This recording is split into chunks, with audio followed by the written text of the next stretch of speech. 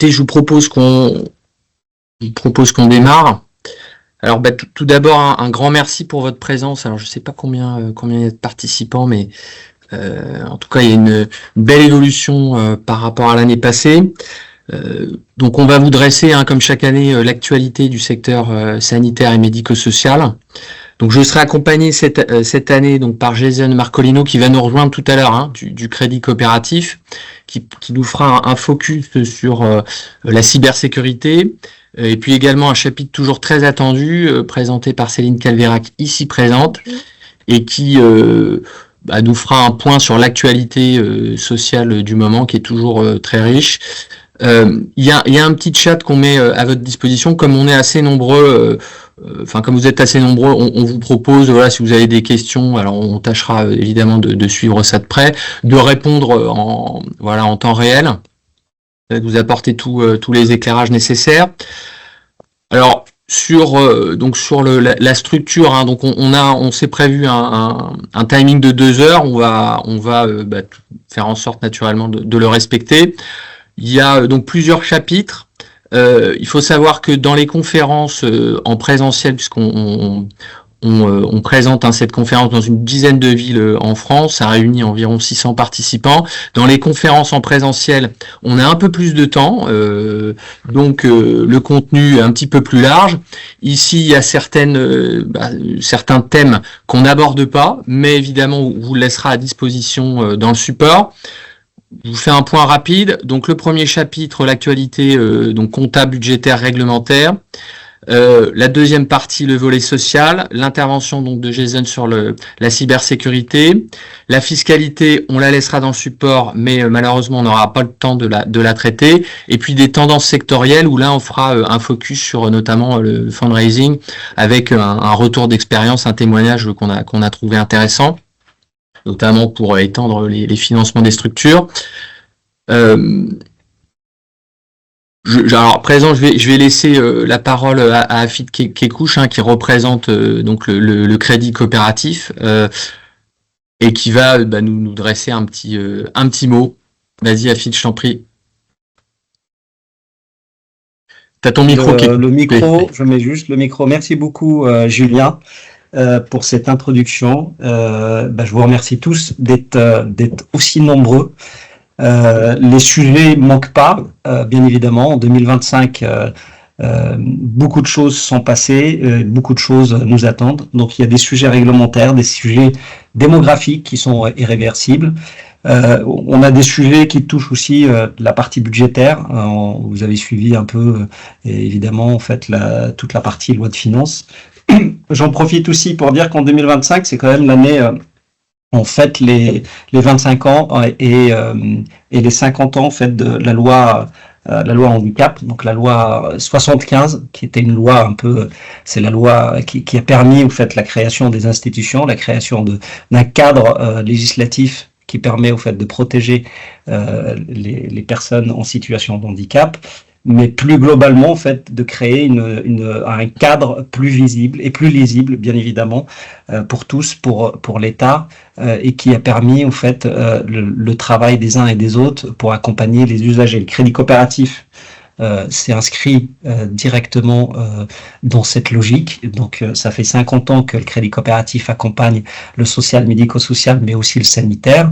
Notre stratégie a été toujours nous entourer dans le cadre de la relation ternaire des personnes les plus proches du terrain, les personnes sachantes, et c'est dans ce cadre-là aussi qu'on a travaillé avec PKF pour le nommer, donc avec PKF Arcilon. Ça fait peut-être 5 ans maintenant, à peu près. Oui, environ. Oui. Environ, oui. Ça fait 5 ans qu'on travaille ensemble, et la logique est la logique est très simple.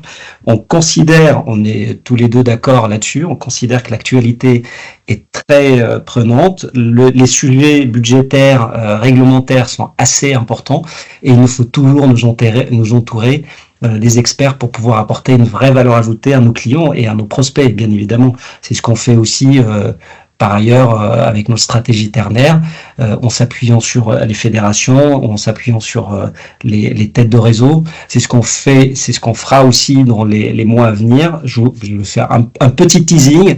Donc, il y aura également d'autres webinaires qui vont arriver, qui vont toucher les aspects de la cybersécurité, des webinaires qui vont arriver aussi, qui vont toucher toute la partie sécurité des données. On va parler aussi de tout l'impact RSE et de tout l'impact de la stratégie ESG sur les institutions qui accompagnent les usagers dans le social, médico-social, mais aussi dans le sanitaire. Donc ce sera avec plaisir. On vous enverra également des invitations, donc n'hésitez pas à vous y inscrire. Ce sera un plaisir aussi de vous apporter une vraie valeur ajoutée, un contenu de qualité. Je te repasse la parole, Julien. Donc c'est vrai qu'alors c'est aussi l'objet des conférences qu'on anime aujourd'hui, mais comme le dit Afid, c'est aussi de pouvoir répondre à des problématiques concrètes. Alors tu évoquais effectivement la cybersécurité qui est un vrai enjeu, il y a la RSE, il y a aussi un projet qu'on a commun qui concerne l'externalisation de patrimoine, avec la création de fonds de dotation, de SCI, comment ça marche, les aspects réglementaires, la vision financière. Enfin voilà, d'avoir en tout cas d'aider, d'éclairer à notre niveau les gestionnaires à avancer dans cet environnement de plus en plus contraint. Juste un petit mot donc sur PKF Arcilon. Alors PKF Arcilon, donc c'est un cabinet donc qui regroupe une trentaine de bureaux en France, alors un peu moins de 1000 collaborateurs, et on a effectivement une expertise. Alors on ne fait pas que du sanitaire et du social et médico-social, mais on a une vraie expertise dans ce secteur historique qui remonte à une trentaine d'années et qui se matérialise par notamment des formations qu'on dispense aux futurs dirigeants du secteur avec notamment le CAFDES. On intervient aussi beaucoup pour les financeurs, donc on connaît bien l'autre côté du miroir et c'est vrai qu'en ce moment c'est intéressant un peu d'avoir leur approche qui est pas toujours très joyeuse, mais justement ça permet de se préparer. Et puis on accompagne beaucoup de gestionnaires de toute taille partout en France, de l'association qui gère un établissement jusqu'à des associations qui gèrent une centaine d'établissements. Voilà, écoutez, je vous propose sans plus attendre de démarrer donc dans le vif du sujet. Donc sur l'actualité comptable, on s'est dit qu'on allait peut-être démarrer par ce qui était un peu le plus, comment dirais-je, le plus dense, la modernisation des états financiers. Alors la modernisation des états financiers, ça remonte un peu, puisque donc l'arrêté a été publié le 26 décembre 2023. Pourquoi on vous en parle? Parce que la date d'entrée en vigueur, peut-être vous le savez, c'est le 1er janvier 2025. Les principaux objectifs poursuivis par le règlement, alors le premier c'est faciliter la digitalisation des comptes annuels. Donc on va voir la mise en œuvre, en tout cas c'est ce qui est écrit dans l'arrêté. La seconde, c'est de mettre à jour la présentation des états financiers et la nomenclature des comptes. C'est le volet le plus important pour les gestionnaires, puisque, alors on va beaucoup insister dessus, mais ça nécessite déjà, puisqu'on est mois de mars, la mise à jour du paramétrage de compte qui est essentiel. Et sur le fond, c'est aussi de simplifier les modèles de comptes annuels, puisqu'on va voir, il y a un certain nombre de rubriques qui sont supprimées. Alors les principales dispositions, donc, la première, la plus importante, c'est la nouvelle définition du résultat exceptionnel, la suppression des fameux transferts de charges qui étaient franco-français et qui donc vont disparaître, la modification du plan de compte, on vient de le dire, nouveau modèle de bilan et de compte de résultat, et également, naturellement, une nouvelle présentation de l'annexe qui vient dans le prolongement de cette nouvelle présentation des comptes annuels. Alors la bonne nouvelle, c'est que c'est une application qui est prospective, donc c'est-à-dire que on va uniquement procéder à ces modifications pour l'année 2025 et nous n'aurons pas, et heureusement, à aligner les comptes 2024 sur cette réforme. Alors si on rentre un petit peu dans le détail de la réforme, résultat exceptionnel, nouvelle définition, vous allez voir qui change un peu tout. Il faut que, donc il y a deux conditions qui sont cumulatives. Il faut que ça corresponde à un événement majeur, c'est-à-dire dont les conséquences sont susceptibles d'influencer les décisions d'un utilisateur des états financiers. Jusque-là, je dirais tout va bien. La seconde, en revanche, va avoir une incidence importante puisque il doit aussi correspondre à un événement inhabituel qui n'est pas lié à l'exploitation normale de l'entité et surtout donc qui ne s'est pas produit par le passé et n'est pas amené à se reproduire au cours des prochains exercices. Donc en fait, une fois qu'on a dit ça, ça veut dire que les produits de cession d'immobilisation, par exemple, ne seront plus à inclure dans les opérations exceptionnelles. Les pertes, par exemple, sur créances sur recouvrable, c'est la même chose. Les virements de quote-part de subvention, c'est la même chose. Donc, à travers ça, alors on l'écrit juste en bas, mais le résultat, les opérations exceptionnelles et donc le résultat exceptionnel est quand même vidé de sa substance, puisque des opérations qui ne se sont pas produites par le passé et qui ne vont pas se reproduire à l'avenir, il n'y en a pas beaucoup quand on y pense. Donc voilà, donc le résultat exceptionnel va quand même beaucoup se réduire. Raison pour laquelle, on vient de le dire, donc quote-part de subvention, ça passe en opération courante. Tout ce qui est produit de cession d'immobilisation également, perte sur créanciers recouvrables, les subventions d'équilibre, même les redressements fiscaux, les pénalités, amendes fiscales, etc. Alors, on va voir ce qui reste, puisqu'il reste quand même des opérations évidemment exceptionnelles. De manière très opérationnelle, dans les états financiers, comment ça va se passer? En fait, c'est là où intervient la mise à jour du plan de compte, ce nouveau paramétrage, puisque les racines, alors c'est très comptable, mais les racines de compte vont évoluer. Donc par exemple, produit de cession d'éléments d'actifs corporels, donc produit de cession d'immobilisation, ce ne seront plus les racines de compte 77, donc avec le 7 en deuxième position pour qualifier la nature exceptionnelle de l'opération, mais ce sera désormais un compte 75, donc opération courante. C'est la même chose pour les valeurs comptables d'immobilisation CD. Quote-part de subvention, c'est la même chose. On passe de 77 à 74. Donc tout ça, naturellement, ce paramétrage va venir alimenter les états financiers. On peut dire également que ça va venir alimenter les cadres réglementaires et notamment les ERRD. Donc il y a tout ce chaînage en fait qui est essentiel. Et le point de départ, c'est naturellement la mise à jour du plan de compte. Alors on poursuit avec les produits de cession d'éléments d'actifs financiers, c'est le même principe. Alors qu'est-ce qui reste? Il y a quand même celles qui sont d'origine fiscale, alors même les opérations d'origine fiscale, même si le secteur est quand même peu concerné, néanmoins, on aura toujours, dans les cas où on a des mouvements de reprise et de dotation de provisions réglementées, donc ça on l'aura toujours en exceptionnel, et puis de manière quand même assez ponctuelle, d'éventuelles corrections d'erreurs qui pourront être inscrites en opération exceptionnelle. Donc ça c'est pour les provisions qu'on dit, je mets des guillemets fiscales, et après il faudra que l'opération de nature exceptionnelle réponde aux deux critères cumulatifs qu'on a évoqués tout à l'heure. Alors un point important, c'est peut-être quand même une bonne nouvelle, c'est la suppression des fameux transferts de charges qui étaient jamais, il était toujours un peu abstrait, et donc de manière plus simple, désormais les refacturations directes, diverses, on va les inscrire dans un compte donc 70 de chiffre d'affaires. On pourra naturellement créer des subdivisions. Remboursement de charges de personnel, c'est un peu le même principe. Donc là, on va créer un compte 649. On rappelle que le 9, traduit donc en troisième position, indique un compte dont le sens est contraire au sens normal, donc ça sera cette fois-ci donc une charge au crédit. Donc tout ça, ce qu'on se dit là, ça remplace les transferts de charges. Indemnité d'assurance, les indemnités d'assurance donc seront dans des comptes 75.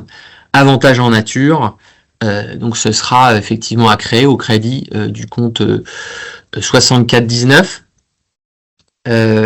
Alors je vois qu'il y a une question dans le chat. Oui. Je visualise pas le chat, mais tu diras peut-être s'il y a des questions. Ou à la fin. Alors attends, t'as ton micro. Et on va peut-être le faire à la fin. Je termine le chapitre et puis. Alors, donc on l'a dit, hein, application prospective à compter du 1er janvier 2025. Donc, bon là, on vous a adressé, je vais peut-être pas leur rentrer dans le détail puisque ça sera plutôt pour la clôture 2025 hein, des comptes. Ce qu'il faut retenir, c'est que, donc on l'a dit, le 2024 ne changera pas dans sa présentation, c'est-à-dire on va pas venir modifier les comptes en 2024. Néanmoins, il y aura quelques aménagements, il faudra quand même faire un peu le grand écart entre l'ancienne présentation 2024 et la nouvelle présentation. Notamment avec cette articulation avec les opérations exceptionnelles et la suppression des transferts de charges.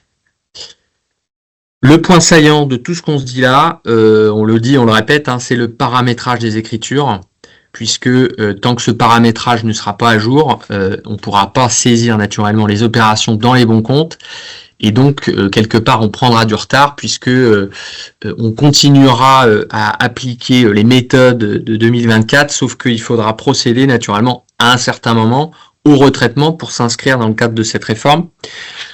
Donc ce qu'on vous dit, hein, alors c'est facile à dire, mais le plus tôt sera le mieux. Le plus tôt sera le mieux, mais il y a un lien de dépendance que vous connaissez aussi, un lien de dépendance étroit avec les éditeurs, puisque c'est quand même eux aussi qui ont la main là-dessus, notamment pour les cadres réglementaires de type ERRD et EPRD. Donc voilà, ça c'est un point majeur. En tout cas, nous on vous invite, on vous conseille à vous rapprocher de vos éditeurs si vous n'avez pas encore mis à jour ce plan de compte, pour le faire le plus rapidement possible, puisque par la suite, plus on attend et plus ce sera fastidieux et lourd à retraiter. On fait un petit zoom ici sur donc là on est dans le secteur social et médico-social. Comme vous le savez peut-être, il y a un arrêté qui est publié chaque année, un arrêté donc qui reprend la mise à jour du plan de compte dédié aux établissements sociaux et médico-sociaux. Cet arrêté, le dernier, donc est paru le 27 décembre 2024. Et il intègre bien, et dire heureusement, l'ensemble de la réforme du plan comptable général tel qu'on vient de la présenter. Donc il y a un alignement du plan de compte médico-social avec cette réforme qui est plus généraliste, puisque cette réforme, je l'ai peut-être pas dit en préambule, mais elle concerne pas uniquement le sanitaire ou le médico-social, ni le secteur associatif, mais bien toutes les entités économiques en France. C'est quand même, on parle de simplification, c'est un petit rapprochement avec la présentation des comptes anglo-saxons, notamment sur la définition du résultat exceptionnel, et avec la disparition des transferts de charges, qui était très franco-français. Vous avez fait un petit résumé des principaux impacts.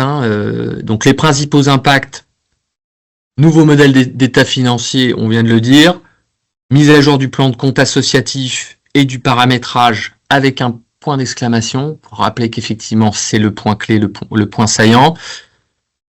Nouvelle présentation du compte de résultat et de l'annexe, donc ça sera plutôt, je dirais, pour l'année prochaine, une fois qu'on aura clôturé les comptes 2025.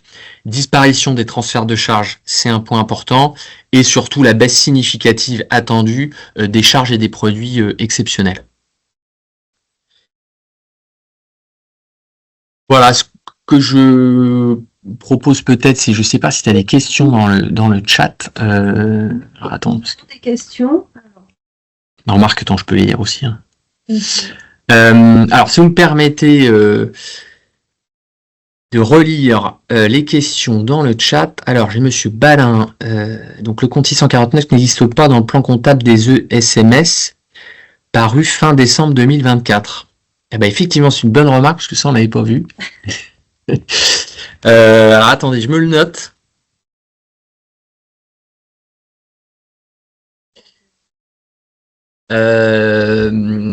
Oui, mais là, c'est le plan de compte, tu sais, de décembre pour les comptes 2025. Donc ça, écoutez, Monsieur Balin, ce que je vous propose, c'est qu'on regarde et puis qu'on vous réponde un peu plus tard. Alors, je vois Sophie Massieu qui pose une question. Donc, je ne suis ni gestionnaire ni comptable, et donc ma question est peut-être un peu des pâquerettes pour les spécialistes, mais pourriez-vous nous dire en quoi le fait que les résultats exceptionnels soient vidés de leur sens a un impact négatif pour les structures médico-sociales? Alors, un impact négatif, je ne sais pas. Je ne sais pas si on peut dire que c'est un impact négatif. Après, l'enjeu pour les gestionnaires, c'est surtout un enjeu budgétaire. Mais pour moi, ça va pas forcément influencer la gestion budgétaire, le suivi budgétaire courant des structures, puisque si je prends l'exemple comment dirais-je, de sessions d'immobilisation, les sessions d'immobilisation dans le cadre de ma projection budgétaire, je pouvais déjà les anticiper. Donc comptablement, on pouvait dire que c'était exceptionnel, sauf que la récurrence fait que je sais que voilà, je vais céder un bâtiment, je vais céder un terrain l'année prochaine, etc. Donc budgétairement, je le projette, je le suis, et donc l'année où je réalise le suivi de mon budget, je constate que ce que j'avais prévu, la session, je la réalise. Donc quelque part, qu'elle soit en exceptionnel ou en exploitation, à mon sens, ça reste très comptable et n'a pas forcément d'incidence majeure. Là où peut-être ça peut en avoir une, mais je vais parler sous le contrôle de Madame Calvera qui s'y présente, c'est peut-être il peut y avoir parfois, alors on en avait parlé, des mises en place de contrats d'intéressement qui quand même se développent un peu dans le secteur avec donc des indicateurs plutôt qualitatifs et économiques. Donc qualitatif, je rappelle, c'est la satisfaction des familles, des usagers, pourquoi pas des salariés, les circuits courts avec la RSE, etc. Donc je respecte ces indicateurs, j'ai un résultat comptable qui doit être excédentaire et je peux reverser de l'intéressement à mes salariés, c'est-à-dire je redistribue une partie des excédents. Parfois, les contrats d'intéressement peuvent être basés sur un calcul du résultat qu'on dit courant, c'est-à-dire hors exceptionnel. Voilà, donc ça peut paraître un détail, peut-être que ça peut jouer dans ce cas-là, mais comme les contrats d'intéressement, il y en a, là c'est en train de se diffuser, mais c'est pas encore très répandu. Je dirais que le sujet ne va peut-être pas se poser puisque la réforme intervenant maintenant, je sais pas si j'ai été clair, Madame Massieu, vous me dites, n'hésitez pas à me mettre un pouce à l'envers si ça ne va pas. Alors, excusez-moi, je réponds à d'autres questions. Support après la webconférence, évidemment. Donc, vous verrez qu'il y a donc un QR code que vous pouvez scanner. Alors, on vous pose 2-3 questions sur satisfaction par rapport à ce qu'on s'est dit là ce matin. C'est pour nous améliorer. Et à l'issue de ce petit questionnaire qui prend 2 minutes, vous pourrez télécharger le support. Alors, les comptes 641.9, 642.9 et 643.9 existaient déjà. Alors oui, mais il faut qu'on fasse le lien avec ce qu'évoquait tout à l'heure donc Monsieur Balin sur ce fameux arrêté dédié au secteur médico-social. Voilà, écoutez, je pense qu'on est arrivé au bout du chat. Je propose qu'on poursuive. Donc vous allez voir, il y a certains... il y a certains chapitres qu'on ne traite pas. Ici, donc sur le CEPOM, on a décidé de vous faire part d'un sujet qui nous a semblé important. Alors c'est un petit peu, c'est une jurisprudence qui est assez récente. Ça parle de quoi? On vous fait part donc d'une association, une association qui est en Nouvelle-Aquitaine, qui avait fait une demande d'exonération de taxes transport à la métropole de Bordeaux. Donc ça remonte un peu, ça remonte à 2021. La métropole lui a dit que effectivement elle ne pouvait pas bénéficier de cette exonération. Et à la suite de cela, l'association a demandé, donc l'association, alors on l'écrit ici, avait conclu un CEPOM avec l'ARS sur la période 2019-2023, et l'association a demandé, compte tenu de l'apparition de cette nouvelle charge après avoir signé le CEPOM, a demandé à l'ARS un financement complémentaire. Alors le montant peut paraître peu important, parce qu'on va le voir juste après, il est de 28 000 €, mais pour l'association, c'est une somme importante. C'est une association qui avait une certaine fragilité financière, et donc la somme de 28 000 € est pratiquement vitale pour elle. Et donc elle va au bout de sa démarche avec l'ARS. L'ARS... alors j'allais dire bizarrement, mais l'ARS refuse. L'association engage une procédure auprès du tribunal interrégional de tarification sanitaire et sociale pour réformer le financement du CEPOM, pour demander à ce qu'il y ait un complément de financement de 28 000 €. Le tribunal donne raison à l'association et déboute l'ARS. En deuxième instance, donc ça monte auprès de la Cour nationale de la tarification sanitaire et sociale, et qui donne également raison à l'association et qui déboute une nouvelle fois l'ARS de l'ensemble de ses arguments, rejette ses arguments. Donc la morale de l'histoire, c'est que ce qu'on croyait être acté, c'est-à-dire dans le marbre, à travers la signature d'un CEPOM, que le financement était acté et définitif sur 5 ans, avec des revalorisations liées aux campagnes budgétaires, donc des revalorisations assez faibles. Ce qu'on pensait acté, eh bien finalement ne l'est pas, puisque cette jurisprudence nous dit que s'il y a de nouvelles charges qui apparaissent, qui surviennent une fois que le CEPOM est signé, l'association peut bien demander à l'ARS de faire évoluer le financement. Donc ce qui peut être quand même une bonne nouvelle dans le contexte actuel. On ne pouvait pas vous parler de ça sans évoquer naturellement les oubliés du Ségur. Parce qu'on peut se dire, en fait, les oubliés du Ségur, c'est la même problématique. C'est une dépense au bénéfice des salariés qui s'impose à l'employeur, et donc je peux me retourner après la signature de mon CEPOM auprès de mon financeur pour demander le financement du Ségur. Malheureusement, ça s'applique, ce qu'on s'est dit juste avant, la jurisprudence s'applique à toutes les charges, sauf aux charges de personnel. Pourquoi? Puisque le Code de l'action sociale et des familles prévoit, alors on vous le met ici, donc c'est en bas de la slide, l'article 314.6 du Code de l'action sociale et des familles précise que si un établissement a signé un CEPOM, il ne peut pas demander à son financeur, à son autorité de tarification et de contrôle, un complément de financement au titre donc des charges de personnel, puisqu'en fait, l'évolution de l'actualité, notamment sociale, les différentes revalorisations, ne pourrait pas être, comment dirais-je, être réévalué chaque année. Enfin, je pense que c'est un peu ça le principe de fond.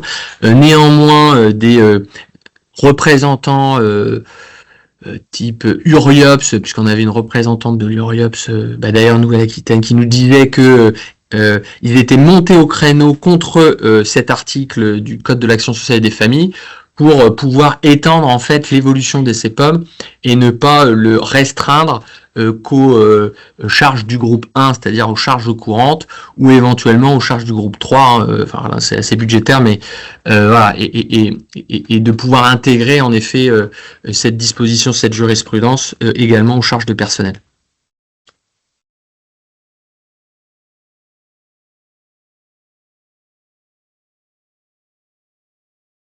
Alors une deuxième actualité du CEPOM, alors qui remonte aussi au 29 décembre 2023, donc fin décembre 2023, un petit peu la même chose. Pourquoi on vous en parle? Parce que ça s'applique à compter de 1er janvier 2025.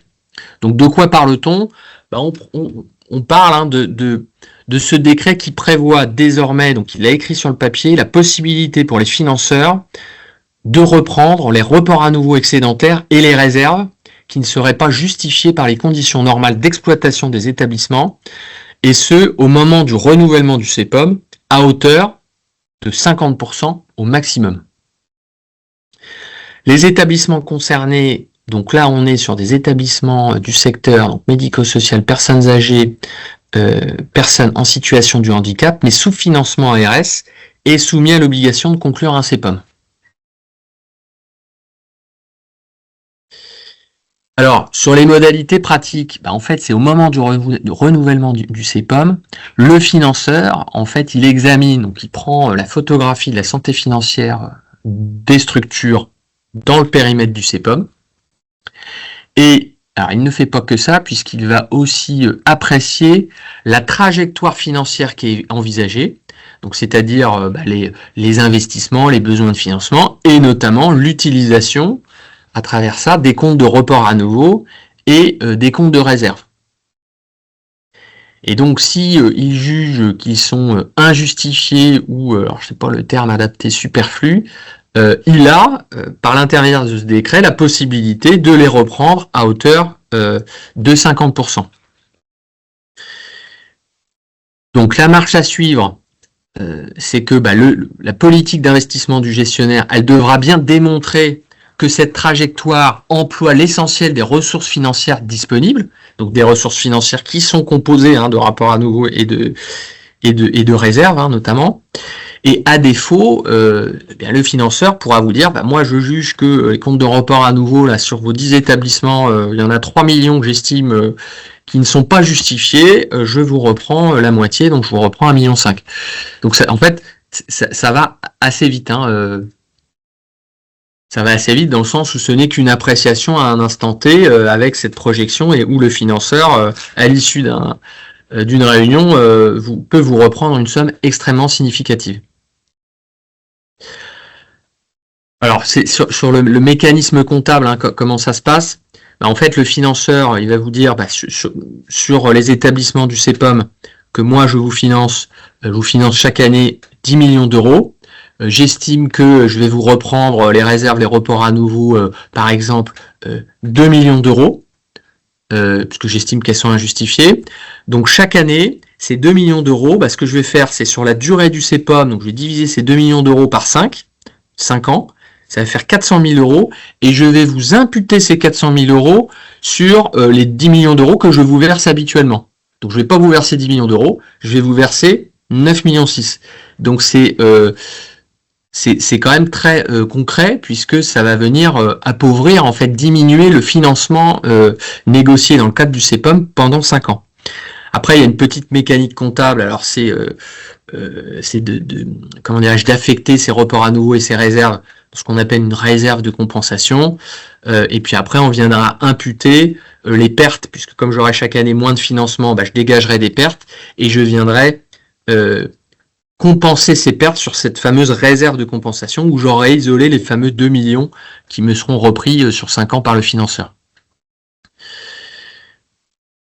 Donc le conseil qu'on vous livre là-dessus, c'est de dresser déjà un état des lieux de la santé financière de chaque structure du CEPOM et aussi de manière cumulative, c'est-à-dire à l'échelle, données cumulées à l'échelle du CEPOM. Donc j'ai une vision globale, qui est la vision du financeur de tous mes établissements du CEPOM, donc une vision, consolidée, et après j'ai une vision détaillée par établissement.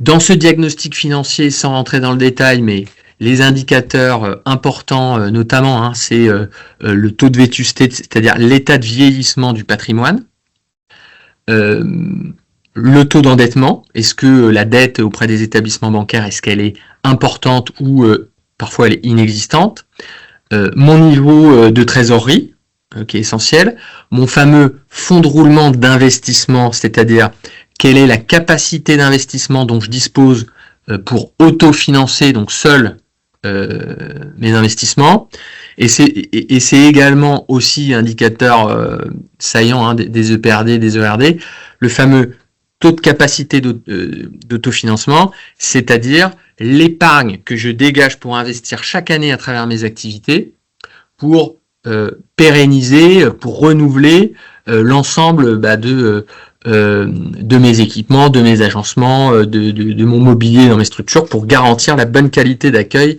des usagers. Donc ce taux de CAF, voilà, il est essentiel. Donc une fois que j'ai tous ces indicateurs par établissement, j'ai quand même une vision très claire de la santé financière de ma structure. Et une fois que j'ai ça, je mets en parallèle les besoins d'investissement qui remontent en lien étroit avec le terrain, sur une projection, alors on est sur plusieurs années, sur les 5 prochaines années, quels sont les besoins d'investissement, réfection des sanitaires, renouvellement des lits médicaux, une façade, changer, je sais pas, des cuisines, etc., des équipements. Il y a en ligne de mire, comme vous le savez, le décret tertiaire qui va venir très vite, donc les investissements dans le secteur, ils ne manquent pas. Donc ce recensement des investissements, il est essentiel. Donc diagnostic financier d'un côté, projection des investissements sur 5 ans et trajectoire financière finalement à l'issue de ces 5 ans. Et c'est ce que consultera le financeur. Et c'est plutôt sur cette base-là qu'il pourra être amené à vous reprendre des financements. Et dans le contexte actuel, ce serait vraiment dommage, hein, compte tenu des nombreux besoins. Une option qui est aussi l'intérêt du CEPOM, une fois qu'on a cette vision par établissement, peut-être que j'ai des établissements qui n'ont finalement très peu de capacité à investir, alors que j'en ai d'autres qui ont des capacités beaucoup plus importantes. Ceux qui ont peu de capacité à investir, ils ont peut-être de gros besoins d'investissement. Et donc là, rentre en jeu cette fameuse mutualisation des ressources financières que permet le CEPOM et qui peut être un vrai levier pour la solidarité entre les structures et voilà. Et puis ce qu'on vous dit à la fin aussi, c'est de bien verrouiller les investissements avec les fameux plans pluriannuels d'investissement, puisque comme vous le savez, une fois qu'un PPI est monté, qu'il a l'aval du financeur, on ne peut plus revenir dessus. Donc c'est ce qui permet aussi dans le dialogue avec le financeur de verrouiller les différents projets d'investissement.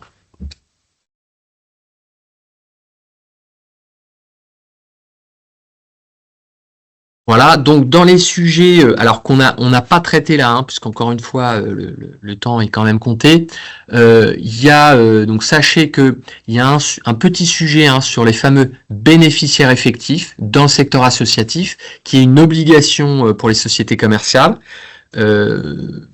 C'est dans le cadre notamment de la lutte contre la fraude et le blanchiment, qui au final, dans une entreprise, bénéficie des dividendes d'une entreprise. Donc il y a cette obligation déclarative. Cette obligation déclarative, elle arrive aussi dans le secteur associatif, concerne les dirigeants. Alors c'est un autre contexte, mais ça va s'imposer. Sachez-le. Il y a également un point qui n'est pas un point d'actualité, mais la question nous a été posée plusieurs fois, qui concernait moi, association bénéficiant de financement public, est-ce que je suis soumis au code des marchés publics? Donc on répond également dans cette partie, dans le support définitif que vous aurez. Également un chapitre qui concerne le passage à la facturation électronique qui approche et qui pour les associations n'est pas si simple, puisqu'en fonction des cas, il y a quand même un certain nombre de cas où les associations sont concernées. Donc on vous dresse un tableau récapitulatif, notamment en fonction de la situation dans laquelle vous vous situez, et donc en fonction des différents scénarios, on répond au fait que vous êtes concerné ou pas. Voilà, et puis il y a une autre partie qui est toujours pas simple à appréhender, qu'on vous résume en 2-3 slides, c'est sur les obligations en matière fiscale déclarative sur les placements financiers, puisque comme vous le savez, il y a une grande variété de taux d'imposition, donc c'est jamais simple, et donc on répond en tout cas, on tente de clarifier sur 2-3 slides à ces obligations. Voilà, à présent, je laisse la parole à Madame Calvérac. Alors, attends Céline, si tu m'excuses, je regarde juste s'il y a des questions. Oui.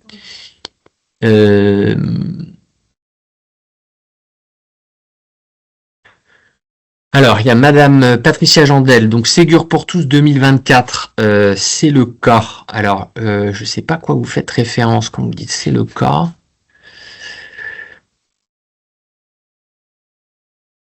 Alors, s'il n'y a aucun CEPOM de signé, est-ce que le Ségur pour tous est opposable aux financeurs au compte administratif 2024? Eh bien, écoutez, c'est pas que j'ai envie de vous dire, c'est oui, il est opposable. Si je suis en procédure contradictoire, c'est bien opposable. En revanche, si je suis en CEPOM, on l'a dit, ce n'est pas opposable. Je fais juste un rappel, mais je crois que Céline en parle aussi. Un rappel qui est important, c'est que moi, employeur, si je n'ai pas le financement du Ségur, je n'ai pas l'obligation de le verser à mes salariés. Donc quand je dis ça, c'est facile à dire, compte tenu des conséquences sociales, des difficultés sur le recrutement qu'il peut y avoir, mais en tout cas sachez-le, puisqu'on avait eu des instances représentatives du personnel qui nous avaient interrogés, et effectivement quand on avait regardé dans les textes, il n'y a pas d'obligation pour l'employeur si lui-même n'a pas les financements, et du reste, certaines associations ont fait le choix de payer le Ségur pour tous, alors qu'ils n'étaient pas financés en totalité parce que souvent ils pouvaient le faire, et d'autres associations n'avaient pas les moyens financiers, n'étaient pas financées, et donc n'ont pas versé le Ségur pour tous, puisqu'en fait sinon elles se retrouvaient en état de cessation de paiement, compte tenu effectivement des sommes à verser. Alors, vous ne parlez que des investissements. Les réserves existantes peuvent-elles financer l'exploitation? Alors, c'est vrai que dans ce qu'on s'est dit là sur le décret pour les CEPAM, avec cette possibilité de reprise des réserves et des reports à nouveau, en fait, qu'est-ce qu'il y a en filigrane? Ça, c'est très comptable. Moi, financeur, je vous reprends un report à nouveau réserve, mais sur le fond, quelle est la lecture du financeur? Sa lecture, c'est très réglementaire, c'est-à-dire qu'il va consulter le cadre normalisé, le bilan financier. Donc le bilan financier qui est obligatoire dans les EPRD, dans les ERRD, dans les comptes administratifs, qui est inscrit dans le CEPAM. Ce bilan financier, il dresse la santé financière d'un établissement médico-social. On l'a aussi dans le sanitaire d'ailleurs. Et donc en fait, la lecture qu'il faut en faire, c'est que le financeur va pas regarder réserve et report à nouveau, lui il va regarder autre chose, il va regarder le fonds de roulement d'investissement, donc la ligne fonds de roulement d'investissement. Son interprétation fonds de roulement d'investissement est égale à la capacité à investir de la structure. Exemple, un fonds de roulement d'investissement qui représenterait dans un établissement 2 500 000 euros et pour lequel on voit qu'à horizon 5 ans, quand on le projette, ce fonds de roulement d'investissement, il bouge pas parce qu'en fait, j'investis pas. Ce fonds de roulement d'investissement, il se compose lui-même de réserves et de reports à nouveau. Et donc, sur la base de cette analyse du fonds de roulement d'investissement, c'est là qu'on va aller chercher les réserves et les reports à nouveau. Mais la lecture du financeur se fait bien à travers le bilan financier et non pas une lecture comptable. Alors, quelle est la différence entre la durée apparente de la dette et le taux d'endettement? Alors, bonne question. Donc, taux d'endettement, en fait, alors, taux d'endettement, on rentre un peu dans le détail technique, mais c'est vrai que c'est important. Le taux d'endettement, alors c'est pas comme nous particuliers à la banque, c'est pas celui-là, c'est le niveau des fonds propres de la structure. Autrement dit, l'ensemble des excédents qui ont été laissés à la structure. Voilà, donc ça, c'est fonds propres, qu'est-ce qui m'appartient, donc que je retrouve naturellement en trésorerie. Donc je prends le montant de mes emprunts et je divise par, entre parenthèses, emprunt plus fonds propres. Et ça, c'est mon taux d'endettement au sens sanitaire, social, médico-social, au sens réglementaire. Après, l'endettement, on pourrait développer. Il y a d'autres manières de l'analyser. Donc là, il y a un ratio qui est évoqué, durée apparente de la dette. Alors, durée apparente de la dette, c'est en fait de dire, durée apparente de la dette, c'est ma fameuse CAF, autrement dit, l'épargne que je dégage chaque année à travers mon activité. Donc, je suis un établissement, je dégage 200 000 euros d'épargne, c'est comme nous particuliers, je dégage de l'épargne, des économies chaque année de 200 000 euros. Ces 200 000 euros, elles n'ont qu'une vocation, c'est pas d'être accumulées sur un compte bancaire, mais c'est d'être investies pour garantir l'entretien et la rénovation permanente des structures. C'est ça l'objectif. Donc ces 200 000 euros, soit j'ai contracté un emprunt pour faire une grosse rénovation et je rembourse chaque année un peu d'emprunt, soit avec ces 200 000 euros, je renouvelle une partie de ma flotte de véhicules et donc je bouillonnerai pour 100 000 euros et j'ai la trésorerie à travers ces 200 000 euros pour renouveler ma flotte de véhicules. Donc le ratio peut-être le plus intéressant, le plus important, c'est que ces 200 000 euros d'épargne que je dégage chaque année ne soient pas complètement consommés par mes fameuses annuités d'emprunt. Si j'ai 300 000 euros de remboursement d'emprunt chaque année et que j'ai que 200 000 euros de CAF, j'ai un vrai problème. D'ailleurs, mon EPRD peut être rejeté à ce titre-là. C'est plutôt cet équilibre-là entre l'épargne que je dégage, qui, à travers la CAF, qui en ce moment est beaucoup chahutée avec le contexte difficile qu'on connaît, et en face mes remboursements d'emprunt. Donc s'il y a un ratio à regarder, c'est plutôt celui-là.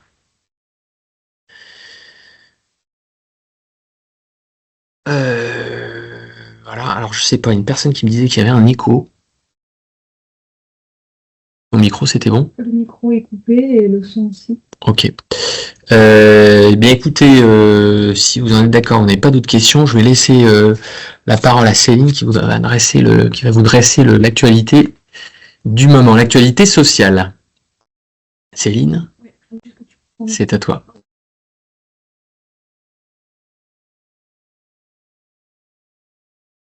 Oh, bonjour.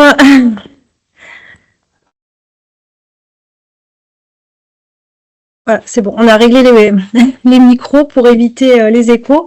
Donc, bonjour tout le monde et puis merci pour votre attention et participation. Alors, les actualités sociales riches également cette année, à commencer par les congés payés et notamment la loi Dadu, donc qui était intervenue l'année dernière au mois d'avril, ça fera bientôt un an. Donc on avait évoqué et même grandement expliqué les arrêts du 13 septembre 2023 qui étaient venus rappeler un peu l'État français à ses obligations en matière d'acquisition des congés payés. Donc les règles qu'on connaissait, c'était tout simplement que les congés payés s'acquièrent en fonction du temps de travail effectif et que donc en cas d'arrêt pour maladie, sauf disposition conventionnelle plus favorable, il n'y a pas d'acquisition de congés payés. Et lorsque l'arrêt est pour accident du travail ou maladie professionnelle, eh bien on acquiert des congés payés pendant la première année. Donc le 13 septembre 2023, la Cour de cassation est venue déclarer en fait inapplicables les dispositions du Code du travail en la matière, tout simplement parce que l'État français n'avait pas transposé les directives de l'Union européenne de 2003, qui elles considéraient qu'on avait un droit au repos minimal de 24 jours par an. Et que par conséquent, même en arrêt maladie, on devait pouvoir continuer à acquérir des congés payés avec des aménagements en matière de report. Donc la loi Dadu est intervenue le 23 avril 2024 et est publiée au journal officiel du 24 avril 2024 et avec une application rétroactive au 1er décembre 2009, le 1er décembre 2009 correspondant à l'entrée en vigueur du traité de Lisbonne. Alors, on a quand même quelques conventions collectives qui prévoient l'acquisition de congés payés pendant un arrêt maladie, et notamment la convention collective de l'hospitalisation privée à but non lucratif, mais également lucratif, et la convention collective des établissements accueillant des personnes en situation de handicap. Mais c'est une acquisition qui se fait en principe pendant le premier mois de l'arrêt pour maladie. Alors, quelles sont ces nouvelles règles d'acquisition des congés payés? Alors, donc, on retient en cas de travail effectif la règle qui s'appliquait précédemment, qui reste quand même toujours partiellement applicable. Donc, une acquisition de 2 jours et demi ouvrables par mois ou 2,08 jours ouvrés selon le mode de décompte et limitée à 30 jours ouvrables par an. En cas de maladie ou d'accident de droit commun et maladie non professionnelle, l'acquisition sera de 2 jours ouvrables par mois et limitée à 24 jours par an. Ensuite, quand sur une même période d'acquisition de congés payés, il y a une période travaillée et une période en maladie, dans tous les cas, on ne pourra pas acquérir plus de 30 jours par an. Et en cas d'accident du travail ou de maladie professionnelle, eh bien, l'acquisition qu'on connaît de 2 jours et demi par mois, comme quand on travaille, mais qui était limitée à 1 année, eh bien, tout simplement, elle n'est plus limitée à 1 année. Donc, en maladie ou en accident du travail, on va continuer à acquérir des jours de congés payés. Bien entendu, cela pose évidemment la question des compteurs et puis de la prise de ces congés. Donc, le législateur, en appui sur des décisions de la Cour de justice de l'Union européenne, a prévu en fait un système de report et d'information à communiquer aux salariés. Donc, lorsque le salarié rentre d'arrêt de travail, que ce soit pour maladie ou accident du travail, eh bien l'employeur va devoir, dans le mois qui suit la reprise, l'informer du nombre de jours qu'il a acquis et de la date butoir pour prendre ces jours.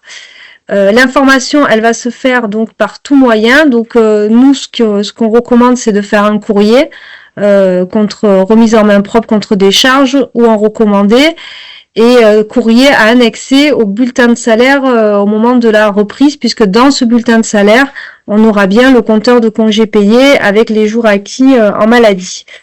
Alors, l'information du salarié, elle est très importante parce qu'elle va fixer le point de départ du délai de report pour prendre ces fameux jours de congé qui est de 15 mois. Et donc, à l'issue de ce délai, eh bien, les jours non pris, en fait, ne seront perdus. Donc, comment fonctionne ce report de 15 mois? Alors, lorsque le salarié, en fait, est dans l'impossibilité de prendre ses congés sur la période normale de prise, eh bien, il va bénéficier d'un report de 15 mois et ce report va démarrer dès lors qu'on informe le salarié. C'est pour ça que cette information sur le nombre de jours acquis en maladie est importante et qu'il convient de la faire le plus tôt possible, donc au moment de la reprise. Le législateur est venu aménager les règles de report et notamment pour limiter l'impact des jours de congé acquis lorsque les maladies durent très longtemps. Il peut y avoir des arrêts qui durent 2 ans, 3 ans. Alors, 3 ans, c'est le plafond d'indemnisation au niveau des indemnités journalières de la sécurité sociale. Mais en fait, légalement, on peut être en arrêt de travail sans être indemnisé pendant de très nombreuses années. Et moi, je connais des cas de personnes en arrêt depuis plus de 10 ans, voire plus de 20 ans. Donc, l'arrêt de travail, lorsqu'il dure plusieurs années, eh bien, il y a un système de report automatique des congés qui va se faire et de report automatique de ce délai de 15 mois. Donc, en pratique, comment ça se passe? Lorsqu'un salarié est en arrêt depuis plus d'1 an à la fin de la période d'acquisition des congés payés, donc en règle générale au 31 mai, eh bien, les jours qu'il a acquis sur cette période-là sont automatiquement reportés de 15 mois. Donc, par exemple, un salarié qui est en arrêt depuis plus d'1 an au 31 mai 2023, les jours qu'il a acquis entre le 1er juin 2022 et le 31 mai 2023, eux, ils ont été reportés automatiquement jusqu'au 31 août 2024. Et si au 1er septembre 2024, la personne est toujours en arrêt, eh bien, dans ce cas-là, les jours sont perdus. Si la personne reprend le travail avant la fin de ce délai de report, eh bien, dans ce cas-là, le délai de report restant au moment de sa reprise est suspendu jusqu'à l'information du salarié. Et ces règles relatives au report sont elles aussi d'effet rétroactif au 1er décembre 2009. Ce qui permet, si on fait un calcul sur des provisions de congés payés pour un risque de réclamation, ben ça permet quand même de minorer le volume de jours acquis en arrêt maladie.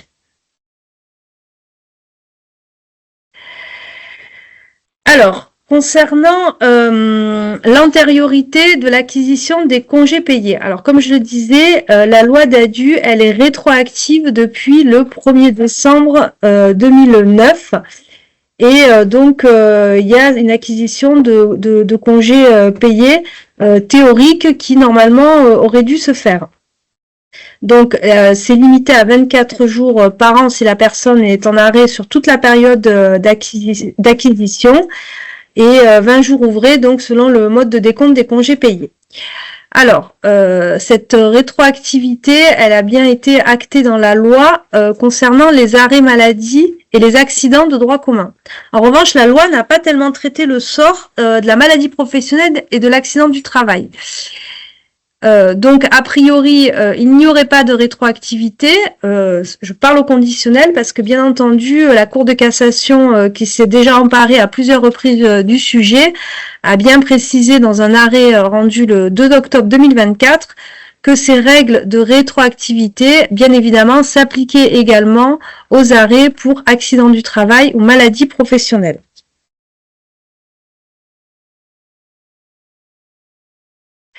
Alors, concernant donc les règles de prescription et de forclusion pour les salariés qui souhaiteraient en fait demander un rappel de ces jours de congé. Alors, pour les salariés qui sont en poste, la loi DADU du 23 avril 2024 a prévu l'application d'un délai de forclusion de 2 ans, ce qui veut dire que, à compter de la promulgation de la loi. Ce qui veut dire qu'à ce jour, les salariés en poste, ils ont jusqu'au 23 avril 2026 pour demander les jours acquis en maladie. Alors, au niveau RH, on parle bien de jours. Donc, c'est des jours qui vont être pris. On parle pas de paiement. Par contre, bien entendu, au niveau comptable, de toute façon, quand on est en congé, on est quand même payé. Hein. Mais au niveau comptable, là, on parle davantage de paiement par le jeu de la provision pour les congés payés.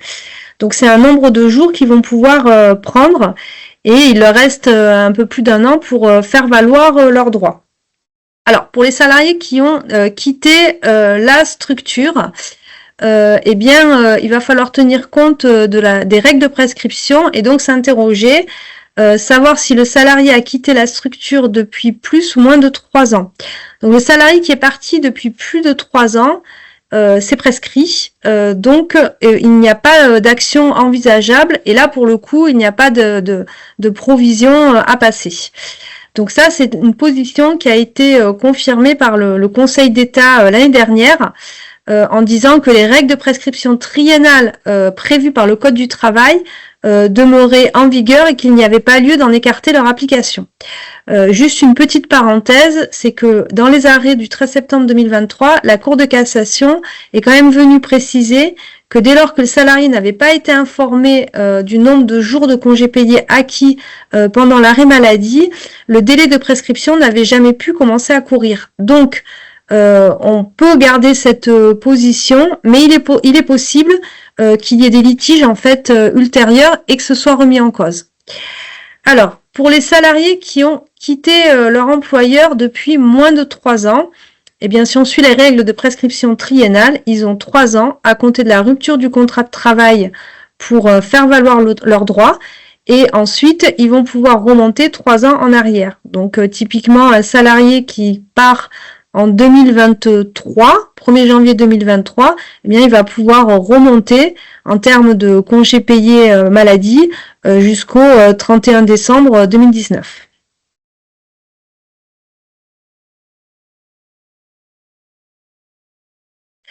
Alors, concernant le traitement comptable, je laisse la parole à Julien sur cette partie-là. Alors petit focus sur le traitement comptable. Donc le traitement comptable, alors pour effectivement donc les congés maladie en cours, il y a pas de sujet. Alors s'il y en a un, mais ça devient une obligation donc pour l'employeur, c'est dû et donc c'est à constater donc en charge à payer. Ça nécessite la mise à jour, notamment le logiciel de paye pour pouvoir évaluer en tout cas ses droits. Dans les faits, il semble quand même que ce soit pas si simple puisque, alors je ne sais pas si vous avez eu des échos de ça, mais il y a je crois des modules qui se sont développés pour justement suivre en fonction des conventions collectives, parce que le sujet peut être un peu complexe, mais en tout cas ce qu'il faut retenir c'est que c'est bien dû à la clôture. Ça, c'est le premier scénario. Le deuxième, donc, qui concerne les congés payés liés aux arrêts de travail antérieurs. 2 cas de figure. Les salariés donc qui sont sortis. Donc, si ils sont sortis, eh bien, c'est dû, sauf dans le délai de 3 ans qu'évoquait tout à l'heure Céline. Donc, c'est dû aux salariés, mais si ils vous formulent la demande. Donc nous, ce qu'on vous conseille, c'est notamment de l'intégrer dans vos comptes si une demande d'un salarié est formulée, donc ça devient une charge à payer. Si en revanche le salarié ne demande pas, alors c'est là où on a une petite divergence avec notamment le plan comptable général. Le plan comptable général dit que s'agissant d'un passif éventuel, il faudrait le mentionner notamment dans l'annexe des comptes annuels. Le problème, c'est qu'il peut y avoir des difficultés techniques pour évaluer ces montants, que ça peut faire un peu tache d'huile au sens où dans l'annexe on rappelle que l'employeur peut devoir des droits à congés payés remonter jusqu'à 2009, donc quelque part c'est un peu contraire j'allais dire, à l'intérêt supérieur de l'association, de la fondation, il suffirait qu'elle soit en difficulté financière et qu'en fait, ça pourrait être, ça pourrait la conduire à la mettre encore plus en difficulté. Donc nous, ce qu'on conseille, c'est d'inscrire en provision les droits acquis par les salariés, mais pour lesquels il y a des demandes qui sont formulées. Pour le reste, on attendra la fameuse règle de forclusion de 24 mois qu'a donc rappelé Céline avec le petit sablier là qui avance jusqu'à donc avril 2026. Pour les salariés toujours présents, alors il peut y avoir une régularisation des droits antérieurs totale de l'employeur où l'employeur dit moi je régularise tout. Si par exemple je suis une entité qui a été créée il y a 2 ans, c'est quelque chose qui est possible, où je régularise ensemble parce que l'incidence est peut-être assez modeste. En revanche, c'est vrai que s'il faut remonter jusqu'à 2009, là ça peut être compliqué. En dehors de ce cas particulier où l'employeur régulariserait l'ensemble, de la même manière, si c'est une demande du salarié, constatation d'une charge à payer. En l'absence de demande du salarié, nous, on conseille, même si c'est pas en ligne avec ce que prévoit le plan comptable général, pour l'instant, de ne rien mentionner et de ne rien provisionner. Voilà, et donc non, c'était tout sur ce sujet-là, parce qu'il y avait la règle des 3 ans, tu l'as dit, mais donc quand on est bien au-delà de 3 ans, le salarié étant sorti depuis plus de 3 ans, il n'y a pas de provision à constituer. Voilà, je te laisse la main, Céline.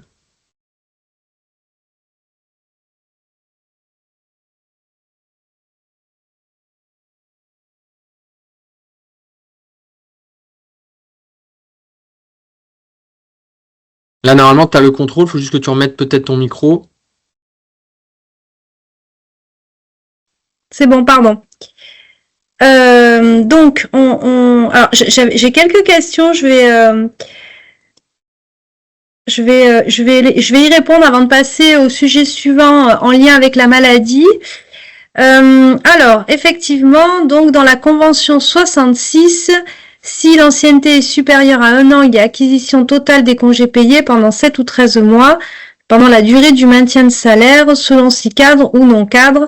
La CCN 66 prévaut sur DADU car plus favorable. Alors, moi je vais vous répondre oui et non. Effectivement, quand j'ai fait le rappel des dispositifs conventionnels, on l'a bien noté. J'ai peut-être pas insisté dessus.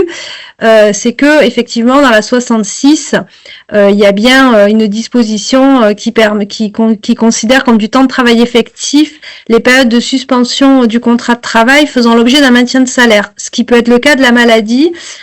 Pendant le maintien. Alors, en droit social, on ne peut pas panacher les dispositifs. Donc, effectivement, selon la durée de l'arrêt, selon si le salarié a plus ou moins 1 an d'ancienneté, eh bien dans ce cas-là, la règle conventionnelle va être plus favorable. Mais si le salarié a moins d'1 an d'ancienneté ou n'a plus de maintien de salaire, à un moment donné, c'est la règle légale qui va être plus favorable. Donc dans ce cas-là, sur toute la durée de l'absence, eh bien il faut comparer l'acquisition de congés payés qui se fait avec la règle de la convention collective versus dans la globalité l'acquisition qui est prévue par la loi. Et voir en fait le cas dans quelle situation on a le plus de jours. Mais on ne pourra pas mixer les 2 dispositifs. Alors, est-ce qu'il y a des sanctions prévues en cas de non-communication ou d'information tardive aux salariés de ces congés payés reportés? Alors, il n'y a pas de sanction administrative. Par contre, la sanction, c'est que le délai de report des 15 mois, en fait, pour les congés, ne commence pas à courir. Et donc, dès lors qu'il ne commence pas à courir, eh bien, les congés restent acquis pour le salarié, mais il n'a pas de date butoir pour les prendre s'il n'est pas informé. Donc, c'est une forme de sanction automatique. Voilà. Si j'ai pas répondu à la question de manière suffisamment précise, n'hésitez pas à me faire signe avec un pouce baissé, comme ça. Donc, toujours sur le sujet des arrêts maladie, on est au mois de mars et on a tenu quand même à vous informer des dernières actualités. donc en lien avec le coût finalement d'un arrêt maladie entre les congés et les indemnités journalières. Donc alors c'était dans le projet de loi de finances de la sécurité sociale et le décret a été publié le 20 février. Et donc au JO du 21 février, donc c'est très récent. En fait, les indemnités journalières de la sécurité sociale vont drastiquement diminuer pour certaines catégories de salariés, puisque le plafond est abaissé. C'est-à-dire que précédemment, on était le salaire couvert en fait pris en compte pour le calcul des indemnités journalières de la sécurité sociale, c'était 1,8 SMIC, et là on passe à 1,4 SMIC. Donc mécaniquement, alors pour les salariés qui n'ont pas de maintien de salaire ou de complément de l'employeur, mécaniquement c'est une perte sèche de revenus. Et pour les salariés qui bénéficient d'un complément et d'un maintien employeur, donc ce qui est le cas pour beaucoup de monde en fait, puisque le Code du travail prévoit un complément à partir de 1 an d'ancienneté, et ensuite il y a énormément de compléments qui sont prévus dans les conventions collectives. Et ben forcément la part de l'employeur va augmenter, puisque les textes, pour la plupart, prévoient que le complément de l'employeur est versé pour garantir 80 ou 100% du salaire net qu'aurait perçu le salarié sous déduction des indemnités journalières de la sécurité sociale. Donc clairement, c'est les entreprises qui vont le payer, enfin les structures, les employeurs. Et l'autre impact de cette baisse du plafond, c'est que pour les compléments qui sont versés par les organismes de prévoyance, qui souvent prennent le relais après 3 mois d'arrêt, eh bien tout simplement, ça va faire une charge supplémentaire pour les régimes de prévoyance, et donc mécaniquement, ça va générer pour le futur une augmentation des cotisations des régimes de prévoyance.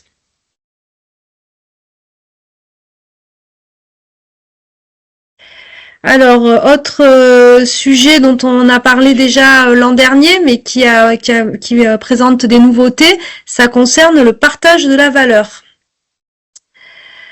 Alors, le partage de la valeur, c'est la loi du 29 novembre 2023 qui est elle-même issue d'un accord national interprofessionnel avec un certain nombre de dispositifs pour inciter les employeurs à partager la valeur de leur structure.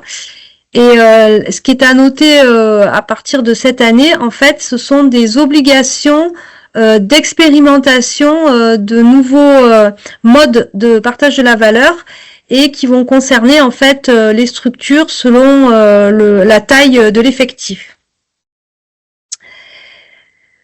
Alors, le secteur associatif n'est pas exclu en fait de l'expérimentation.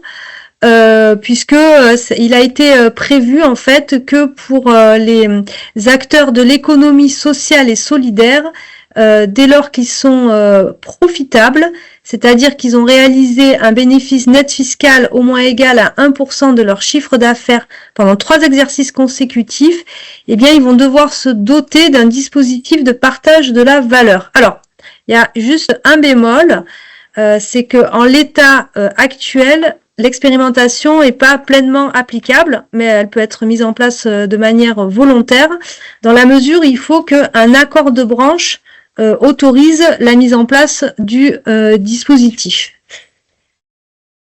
Donc,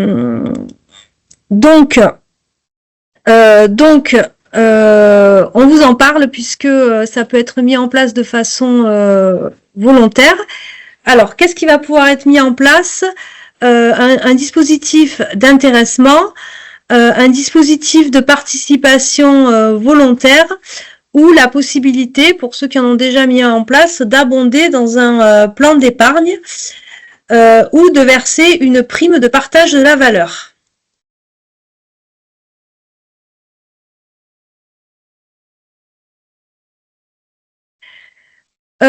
Autre précision sur ces notions de partage de la valeur, c'est que pour les périodes d'activité courant à partir du 1er janvier 2025, donc ça c'est issu de la loi de finances de la sécurité sociale pour 2025, eh bien les primes de partage de la valeur seront désormais intégrées dans le calcul de la réduction générale des cotisations patronales. Donc il faudra également en tenir compte en termes de budget et de trésorerie.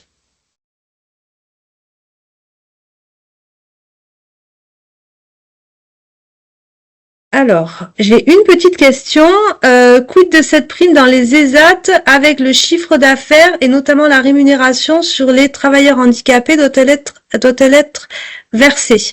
Alors, au niveau des ESAT, cela va dépendre si on considère que la structure rentre dans le cadre de l'expérimentation du secteur de l'économie sociale et solidaire. A priori, oui, mais à vérifier. L'expérimentation n'est absolument pas obligatoire puisqu'il n'y a pas d'accord de branche. En revanche, si la structure n'entre pas dans ce cadre-là, il y aurait une expérimentation à mener, mais à ce jour, il n'y a pas de sanction.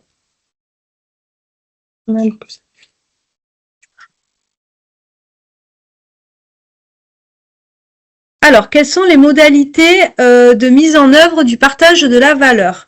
Alors, il faut tenir compte des 3 exercices précédents le démarrage de celui-ci. Donc, on est au 1er janvier 2025. Il va falloir en fait regarder le bénéfice net fiscal des exercices précédents, à savoir 2022, 2023 et 2024. Et lorsque la structure en fait a réalisé un bénéfice net fiscal qui correspond à 1% du chiffre d'affaires, ou alors un résultat qui correspond à 1% des recettes, eh bien tout simplement, elle devra choisir un des dispositifs à sa portée. Donc à savoir abondement, prime de partage de la valeur, pourquoi pas la mise en place d'un accord d'intéressement. Il n'y a pas de montant minimum prévu par la loi, donc ça reste assez libre. Et par contre, il y a des structures qui ne sont pas concernées par cette nouvelle obligation, à savoir les SAPO, et lorsqu'elles ont versé un dividende à leurs salariés au titre de l'exercice écoulé. Donc c'est vraiment à la marge. Alors, dans les structures de plus de 50 salariés, donc c'est la deuxième expérimentation, de moins de 50 salariés, pardon, c'est la deuxième expérimentation. Eh bien, alors celle-ci n'a aucun caractère, entre guillemets, obligatoire. Elles vont pouvoir mettre en place des accords dérogatoires de participation. Alors, quand on dit dérogatoire, c'est-à-dire avec une formule de calcul moins favorable que la formule légale. Donc, elles pourront le faire soit parce qu'il y a eu un accord au niveau de la branche, donc elles vont pouvoir adhérer à un accord type au niveau de la branche. Donc, dans ce cas-là, il faut que la branche ait ouvert des négociations avant le 30 juin 2024, soit par la mise en place d'un accord de manière volontaire au sein de la structure.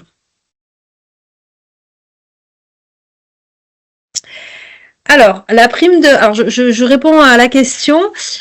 Pour la prime de partage de la valeur, qu'en est-il pour les structures de plus de 50 salariés? Alors, la prime de partage de la valeur, elle demeure applicable dans les structures de plus de 50 salariés. Mais effectivement, depuis le 1er janvier 2024, il y a des nouvelles modalités en termes de régime fiscal et social. Donc, elle va être soumise à la CSG-CRDS. Et également, elle va rentrer dans la base imposable pour l'ensemble du personnel. Par contre, ce qui est également prévu depuis cet été, le décret est paru au mois de juillet, c'est pour les entreprises qui ont un plan d'épargne salariale, c'est la possibilité d'affecter, avant son versement sur le bulletin de salaire, la prime de partage de la valeur dans un plan d'épargne, ce qui permet en fait de l'exonérer d'impôt sur le revenu.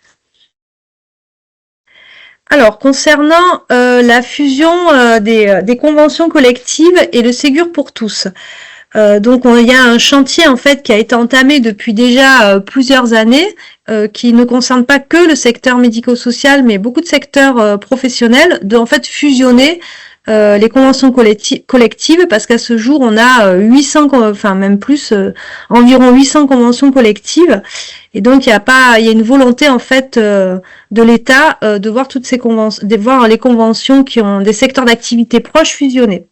Donc concernant le secteur médico-social et sanitaire, donc le projet, c'est une fusion des conventions du handicap, la 66, et de l'hospitalisation privée à but non lucratif.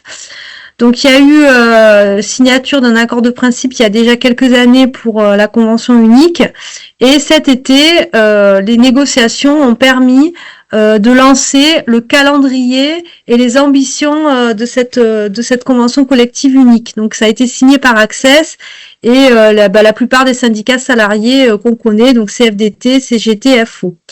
Alors ils ont posé les enjeux de la convention collective unique, c'est-à-dire l'affirmation du rôle essentiel du secteur sanitaire, social, médico-social à but non lucratif, favoriser l'adaptation continue de l'offre sanitaire, sociale et médico-sociale, couvrir l'ensemble des salariés et des employeurs du secteur, assurer, donc ça c'est très important, l'attractivité pérenne du secteur par un haut niveau de garantie, et faciliter pour tous les salariés du secteur la lisibilité de leurs droits, l'accès à des parcours d'évolution professionnelle au sein de la branche et l'adaptation et l'amélioration de leurs qualifications, compétences et connaissances.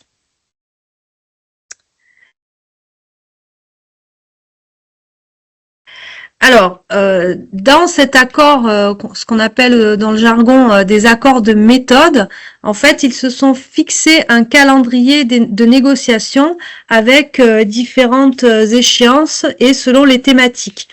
Donc, je vais pas passer tout dans le détail, mais typiquement, classification, rémunération, durée du temps de travail. Donc, c'était au premier et deuxième semestre 2024. Le dialogue social au premier semestre 2025. L'intéressement, les relations contractuelles, deuxième semestre 2025. Voilà, donc je pense que les discussions sont en cours et après on n'a pas eu tellement à ce jour de retour sur les échanges. Alors, le Ségur pour tous, on en a parlé précédemment par rapport en fait au CEPOM et aux obligations de financement. Donc l'accord a été signé le 4 juin 2024 et il a été étendu par un arrêté du 5 août 2024. Donc il est d'effet rétroactif et il s'applique à tous les salariés employés dans des structures qui rentrent dans le champ d'application de la branche de l'action sanitaire et sociale. Donc je vous ai mis la liste des structures dans le support potentiellement concernées. Et donc on l'appelle l'accord des oubliés du Ségur, puisque les salariés de ces structures qui eux bénéficiaient déjà de la prime au titre d'un précédent accord, eh bien tout simplement ils n'en bénéficient pas puisqu'ils ont déjà eu droit, enfin ils l'aperçoivent déjà. Voilà, donc les modalités, c'est 238 € pour un salarié à temps plein et c'est proratisé pour les salariés qui ne sont pas à temps plein. Voilà, cet accord, donc je vais pas revenir sur la problématique de son financement, mais donc il n'est pas opposable aux financeurs pour les CEPOM. Alors, je traite juste deux questions posées précédemment. Est-ce que la CCNBAD n'est pas concernée par cette fusion? Alors, non, la convention collective de la branche de l'aide à domicile, à ce jour, n'est pas concernée par la fusion que je viens d'évoquer, puisque elle concerne donc la 66 et la 51. Alors, est-ce que les apprentis sont concernés par le Ségur? Alors, la question s'est posée. À la lecture du texte, rien ne les exclut. Et il y a plusieurs mois de cela, il y avait une position effectivement d'Access qui ont eu tendance à les exclure. Donc moi je dirais qu'ils sont concernés. Et excuse-moi Céline, oui, il y a eu un revirement, notamment des certains institutionnels et syndicats en fin d'année qui disaient qu'en effet ils étaient finalement concernés, donc ils n'étaient pas exclus. Merci.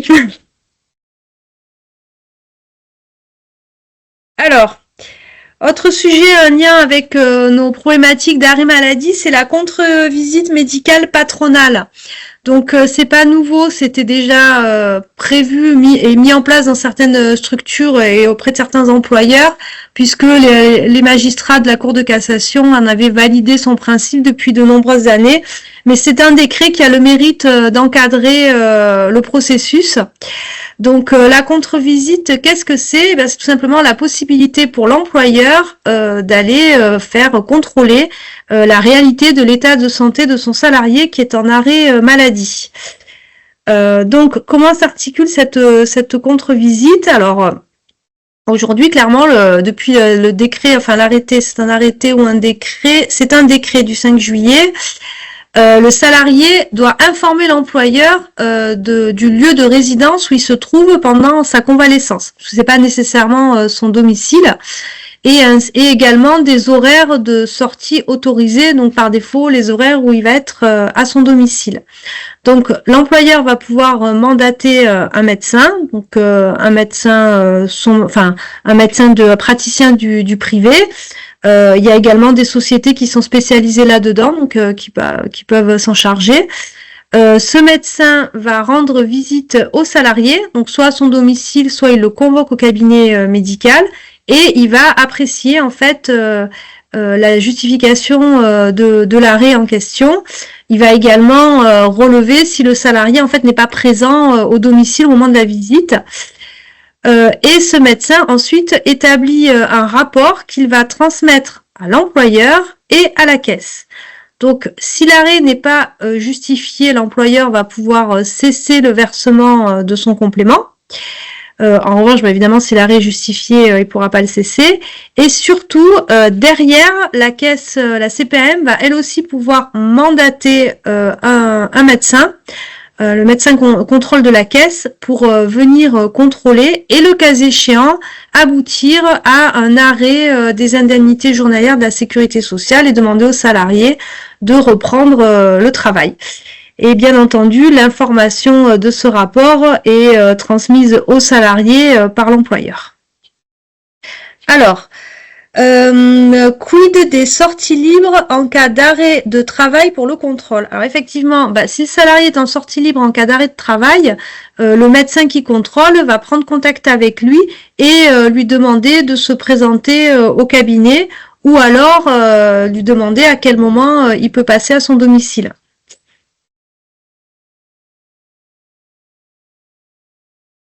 Alors, je vais passer très rapidement sur la nouvelle évaluation des avantages en nature véhicule. Vous aurez tout le détail dans le support. C'est un arrêté du 25 février 2025 qui abroge en fait celui de 2002 que les praticiens de la paye connaissent bien, et qui réévalue les modalités d'évaluation de l'avantage en nature véhicule quand on est sur les modalités forfaitaires. Alors, ce qu'il faut retenir, c'est que, alors, sous réserve de confirmation du bulletin officiel de la sécurité sociale, mais à la lecture du texte, ça va concerner uniquement les véhicules mis à disposition des salariés au 1er février de cette année. Donc ceux qui avaient déjà un véhicule auparavant ne sont pas concernés par cette modalité d'évaluation. Et en fait, ça génère une augmentation de l'évaluation forfaitaire des avantages en nature véhicule de 67%. Donc c'est un élément à prendre en compte, notamment pour les structures qui envisagent un renouvellement de leur flotte automobile.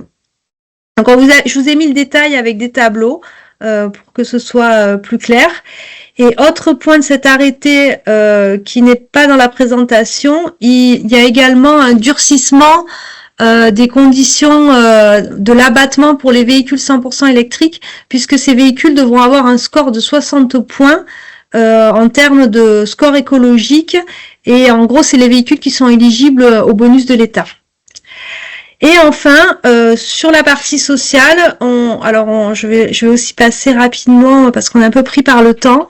Voilà, on voulait vous rappeler l'importance de suivre le temps de travail, notamment quand on annualise le temps de travail, quand on fonctionne par cycle.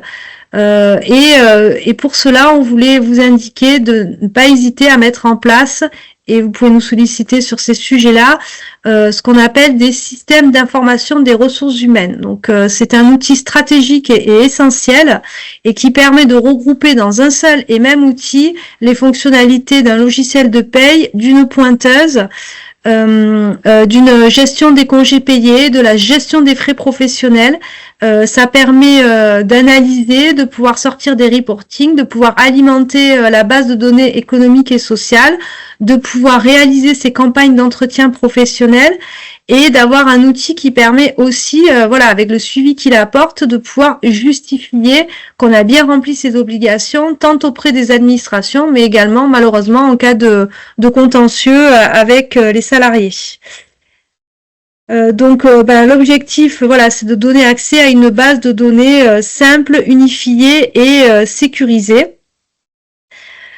Donc les spécificités de notre offre au sein de PKF Arcilon sur les outils SIRH, c'est une offre qui est 360 et qui permet de gérer effectivement la paye de manière autonome, mais également la formation, il y a un accompagnement, la gestion des notes de frais, les reporting RH, la gestion et le suivi des plannings. Et je pense que on peut laisser sur le sujet suivant. J'ai juste une question à laquelle j'aimerais répondre. Si les indemnités complémentaires de la sécurité sociale sont versées uniquement par l'intermédiaire d'un contrat de prévoyance, l'employeur peut-il tout de même demander un contrôle? Alors, à vérifier dans la convention collective, mais très souvent, quand la prévoyance prend le relais sur les indemnités journalières, alors soit le contrôle peut être prévu dans la convention et l'employeur pourra demander le contrôle, soit l'organisme de prévoyance peut lui-même faire procéder à un contrôle du salarié. Merci beaucoup, Céline. Je t'en prie. Alors, Jason, on te laisse prendre la suite. Oui, bonjour à toutes et à tous. Je me présente, Jason Marcolino, responsable flux régional au Crédit Coopératif à Lyon.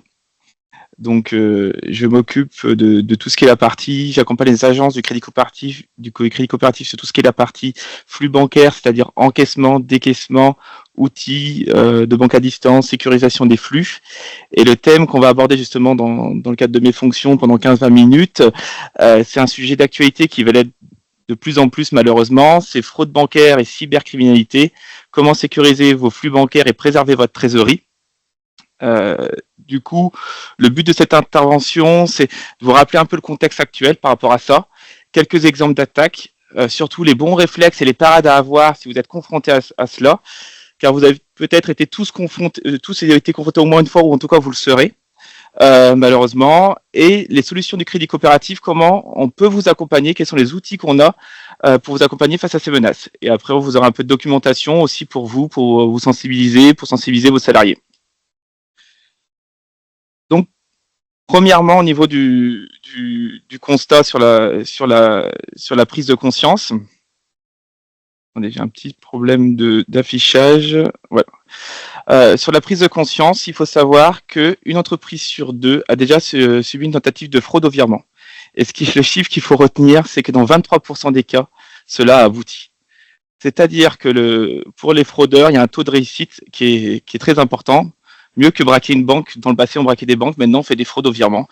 Donc, ça veut dire que malheureusement, que ça va continuer, que ça ne va pas s'arrêter sur cette partie-là. Et aussi, l'autre chiffre qu'il faut retenir, il s'est indiqué que 40% des entreprises de plus de 5000 employés ont déjà été subies, 26% en dessous de 5000 employés, c'est que toutes les structures de toute taille sont concernées. C'est plus forcément des grosses structures, ça peut être n'importe qui peut être concerné à tout moment. Autre chiffre aussi important à retenir, c'est que justement par rapport à ce qu'on se dit, par rapport aux nouvelles technologies, par rapport à tout ce qui se développe à l'heure actuelle, le montant des fraudes globales se développe fortement. Ça fait x3 en 5 ans, de 2018 à 2023, c'est 312 millions d'euros en France tout de même. Mais ce qu'il faut retenir aussi, c'est qu'à contrario, le montant moyen de la fraude est passé de 6 000 à 3 500 euros. Qu'est-ce que cela veut dire? Cela veut dire que maintenant, il n'y a plus de montant minimum de fraude. C'est-à-dire pour qu'il y ait 3 000 euros de montant moyen, c'est-à-dire qu'il y a des fraudes à 100 euros comme il y a des fraudes à 200 000 euros. Ça veut vraiment dire que tout type d'opération, tout type d'entreprise peut être concerné par ces fraudes-là et que c'est véritablement industrialisé. D'où la vigilance à avoir et qu'on va aborder ensemble. Quelques exemples de coups d'attaque pour vous sensibiliser sur le sujet. Il y a ce qu'on appelle, qui est une des plus connues, ce qui est la fraude aux faux ordres de virement. Il y a deux types. Il y a ce qu'on appelle la fraude aux dirigeants ou la fraude au président. qui consistait à convaincre le collaborateur de l'entreprise d'effectuer en urgence un virement important de la part du dirigeant. C'est plus forcément ce qu'on pensait en disant oui, allô, je suis le dirigeant, merci, ou je suis le conseil dirigeant, merci de faire un virement. Non, ça s'est fortement complexifié, fortement développé. Ça utilise des ressorts psychologiques, d'observation. Je vais vous donner un exemple concret. En fait, ce qui a pu se passer, c'est que par exemple, ils ont piraté l'adresse mail du dirigeant, ils ont accès à son calendrier, ils ont accès à tout ce qu'il fait, comment il fonctionne, ils ont accès à ses échanges avec ses collaborateurs. Donc du coup, j'avais eu le cas par exemple d'une responsable financière, parce que vous pouvez vous dire, bah, ça concerne les entreprises où il n'y a pas de contact direct, le représentant légal. Non, non, pas forcément. J'avais donc l'exemple d'une responsable financière, son bureau était à côté de celui du dirigeant. Vu qu'ils avaient observé pendant des semaines le calendrier, le fonctionnement du dirigeant, le jour où il était absent, ils ont contacté la responsable financière, on dit on sait qu'il a rendez-vous avec telle personne, il réalise régulièrement des opérations immobilières, ils ont fait appeler la responsable financière par un faux avocat, un faux notaire, avec un vrai appel, un faux appel de fonds, mais dont le formalisme était très bien effectué. Donc, même alors qu'elle était à côté de lui quotidiennement, alors heureusement nous étions permis de la bloquer, mais la responsable financière était convaincue que ça venait de son dirigeant. Donc c'est pour vous montrer qu'il y a cette partie psychologique, bien sûr il y a toujours une question d'urgence, et des fois ils retournent la conscience professionnelle des personnes contre eux, parce que du coup on pense toujours à conséquence de si on fait pas, le dirigeant va être bloqué, l'entreprise va être bloquée, etc. Donc voilà, faut vraiment, ces parties de fraude aux dirigeants, faut vraiment être très sensible à là. Du moment que vous avez quelque chose d'atypique, quelque chose d'urgent, vaut mieux des fois prendre un peu de recul, parlez-en à quelqu'un d'autre, parlez-en à un collègue, et surtout pas de rentrer dans ce cercle, on va dire, d'urgence et de stress. Deuxième type de fraude au virement qui est vraiment là industrialisé avec ChatGPT, l'intelligence artificielle, on peut faire ça maintenant malheureusement très facilement, c'est le changement de RIB. Vous avez un fournisseur, sa boîte mail habituelle, il vous envoie sa facture qui est la bonne, hein, qui correspond à ce que vous devez lui régler. Il peut même mettre changement de domiciliation de RIB, qui peut être un RIB France, hein, ça peut être une banque française, c'est pas forcément des banques exotiques. Hein. Il vous demande de changer le RIB, vous faites le virement, vous vous rendez compte un mois plus tard que c'était pas lui. La question qu'il faut que vous vous posez, vous, c'est quand il y a un changement de RIB, qu'est-ce que je fais? Est-ce que je fais un contre-appel systématique? Est-ce que j'appelle la personne qui est identifiée dans l'entreprise? Comment je fais si elle n'est pas là? Et également sur les salariés, ça c'est très très courant, on a des cas concrets, je vais vous en donner un. C'est assez simple, hein, le salarié se fait pirater son adresse mail, ou même pas, via les réseaux sociaux ou ailleurs, quelqu'un sait qu'il est en vacances, ils vont créer une adresse mail en rajoutant une lettre à son prénom, ils vont dire qu'il a changé de RIB, bien sûr, il est à l'étranger pendant un mois, donc vous ne pouvez pas le contacter, et ils vous demandent de changer son RIB pour qu'il reçoive son salaire à sa nouvelle banque à la fin du mois. La question, c'est qu'est-ce que vous faites? Souvent, c'est arrivé que le salaire a été versé sur un mauvais RIB, et que du coup, le salarié n'a pas été réglé. Donc, il y a des solutions pour vous aider là-dessus, mais voilà, posez-vous de la question dans votre organisation, qu'est-ce que vous faites en cas de changement de RIB? Est-ce qu'il y a un contre-appel systématique? Donc, autre type de fraude, je vous remercie pour vos questions, je répondrai à la fin de la présentation aux différents types de questions. Au niveau de la cybercriminalité, il y a ce qu'on appelle ransomware, donc c'est-à-dire en fait c'est des logiciels qui vont bloquer complètement votre ordinateur et votre réseau local, donc tout bloqué contre une demande de rançon. Par exemple, Petya, le dernier, avait coûté 10 milliards d'euros en 2016-2017, il y a des grosses structures du CAC 40 qui avaient même été piratées. Hein. Donc voilà, il faut faire attention à ce type de logiciel. Il y a aussi les enregistreurs de frappe. En fait, ça va complètement enregistrer tout ce que vous tapez sur votre ordinateur. Donc identifiant, mot de passe, d'où l'importance d'avoir ce qu'on appelle des systèmes d'authentification fortes. C'est vrai que ça peut être contraignant, mais ça permet d'avoir quelque chose en dehors de votre ordinateur qui ne peut pas être suivi. Et aussi d'où l'importance, quand vous avez des tokens, justement des systèmes d'authentification fortes, de le débrancher de votre ordinateur. Donc, effectivement, souvent, sur tout ce qui est par exemple ransomware, piratage informatique, ils utilisent une technique qui s'appelle le phishing. C'est qu'en fait, ils envoient un prétendu mail et vous cliquez sur la pièce jointe, malheureusement. Parce qu'en fait, effectivement, 3 entreprises sur 4 ont déjà subi une cyberattaque et dans 80%, c'était cette technique-là de phishing, de mail. Parce qu'il faut savoir que dans les fraudes, vous pouvez mettre beaucoup de procédures. Le but, c'est d'en mettre. Mais le principal cause des fraudes, la cause du début, c'était vraiment la faille humaine. Ce qu'on parlait sur la partie psychologique, c'est vraiment ils utilisent l'humain là-dessus. Parce que dans plus de 60% des cas, en fait, les salariés n'avaient pas de formation, n'étaient pas sensibilisés sur ce sujet. D'où mon intervention, par exemple, aujourd'hui. C'est vraiment pour vous sensibiliser sur le sujet. Et il faut savoir qu'une tentative de phishing coûte entre 100 à 250 000 euros. Et dans 70% des cas, la structure ne s'en remet pas. Il y a, bien sûr, le phishing peut avoir comme conséquence, on a vu blocage de votre ordinateur, perte d'exploitation, perte complètement d'informations, mais aussi les conséquences juridiques auprès des tiers, les dommages causés par rapport à autrui. Donc ça peut avoir des conséquences qui sont assez graves et qui peut partir malheureusement d'avoir cliqué sur une pièce jointe d'un mail. Quels sont les bons réflexes à avoir? Ce n'est pas une liste exhaustive, hein. Il y en a plusieurs et vous verrez à la fin de la présentation, il y a des liens qui sont par le ministère public qui vous aident aussi là sur le sujet. Qu'est-ce que je peux vous dire, en tout cas sur les principaux réflexes à avoir sur le sujet? C'est déjà par rapport au phishing, est-ce que je suis prudent sur les mails que je reçois? C'est-à-dire, est-ce que je fais attention aux pièces jointes? Moi, je dirais même, est-ce que vous regardez si l'expéditeur est bien la bonne personne? Parce que parfois, l'adresse mail peut être changée de pas grand-chose. Pareil, quand vous cliquez sur un site internet en un lien, est-ce que vous vérifiez bien l'URL? Parce qu'ils font, par exemple, des sites vitrines. Ça peut être une site vitrine d'un logiciel, un site vitrine d'une banque. Et en fait, vous croyez que c'est le vrai site, mais en fait, non. Si vous cliquez sur l'URL, vous verrez que c'est pas le bon URL. C'est des réflexes à avoir. Chose très importante, et on va voir par rapport dans comment on peut vous aider. Est-ce que j'ai une procédure d'envoi de virement avec séparation des rôles? Parce que comme on a vu, principalement les fraudes viennent d'une faille humaine. Donc pour limiter cette faille humaine, séparer les rôles, avoir plusieurs personnes qui interviennent de façon cadrée permet de limiter ce risque. Est-ce que je fais une vérification en cas de changement d'IBAN? C'est ce qu'on avait changé. Est-ce que le contre-appel est systématique? Comment je fais si je n'ai pas de contre-appel, si je n'ai pas la possibilité de le faire?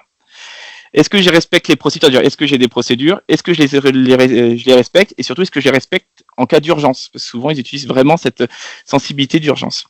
Est-ce que je sauvegarde bien mes données? Est-ce que j'ai tout en local? Et est-ce que j'ai une solution complémentaire en cloud pour pas tout perdre d'un seul coup? Est-ce que mon antivirus est-il à jour?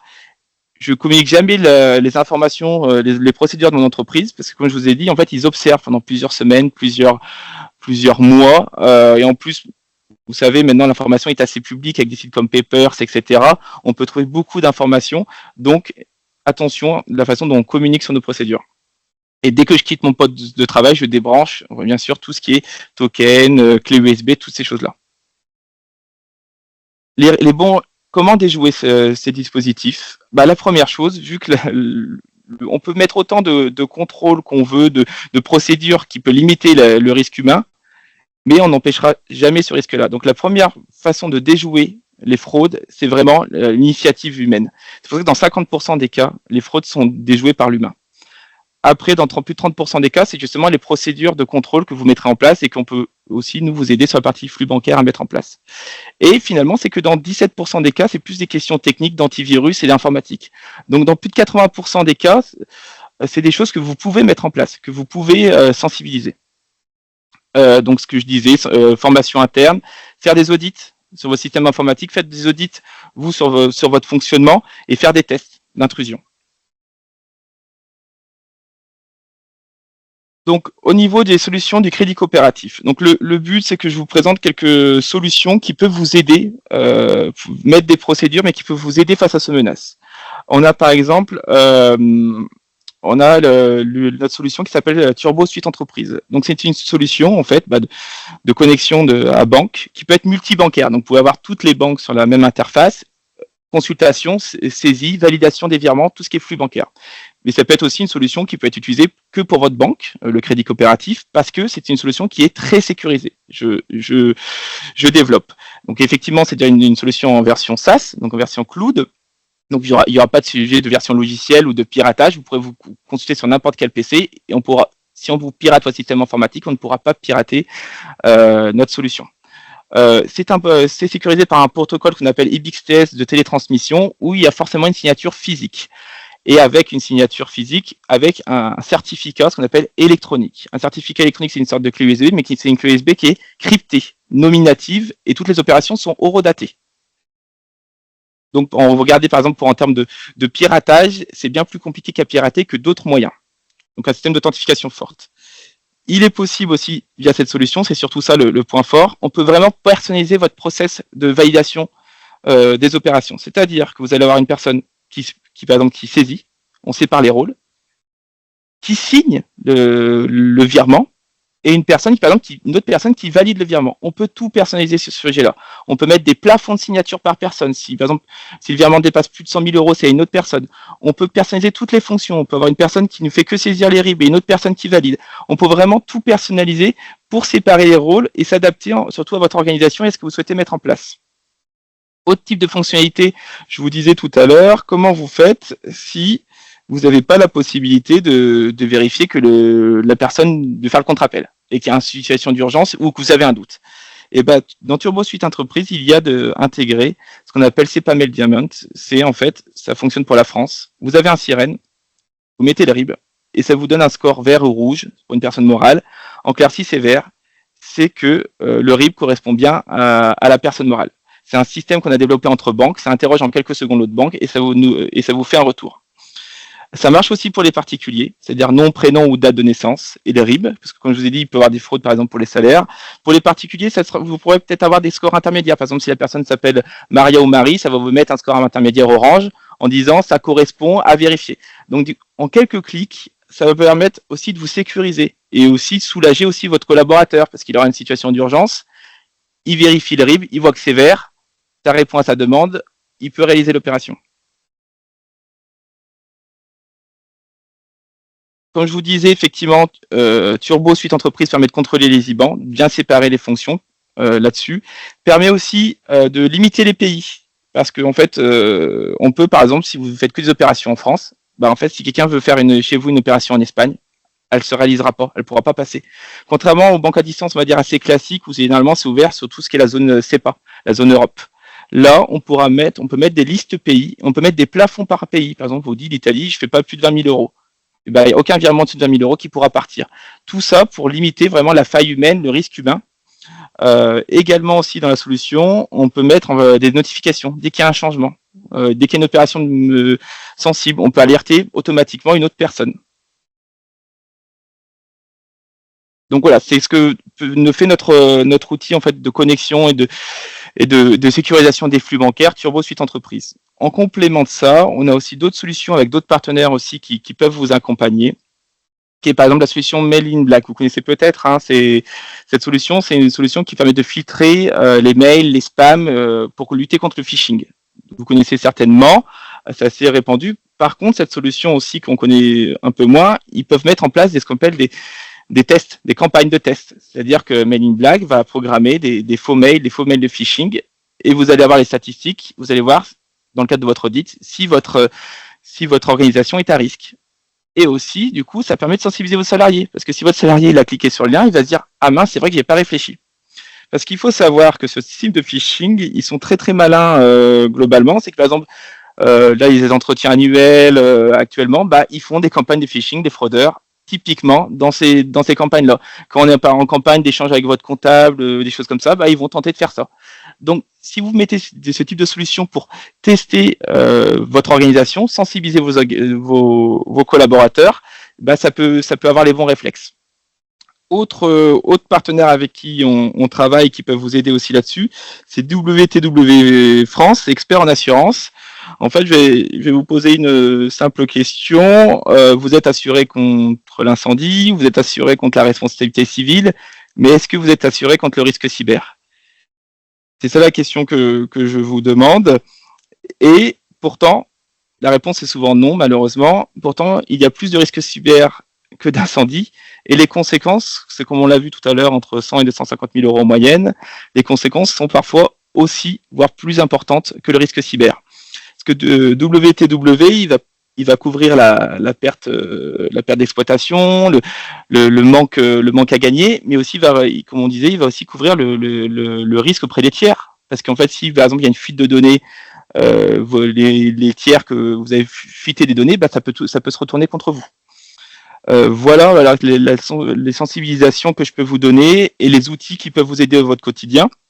En complément de ça, Pour vous aider aussi, vous, en interne, à communiquer, il y a quelques sites officiels de gouvernementaux qui vous aideront, en tout cas, à avoir ces réflexes-là. Vous avez aussi mes coordonnées au cas où pour des questions complémentaires. Et pour voir un peu par rapport à vos questions, oui, la vérification d'IBAN, effectivement, pour les fournisseurs à partir du numéro Sirène, comme je vous ai montré, c'est pas Mail Diamond. En quelques secondes, vous avez un retour. Est-ce qu'il est possible des recours possibles? Alors, sur les recours possibles, c'est un vaste sujet juridique, c'est du domaine juridique.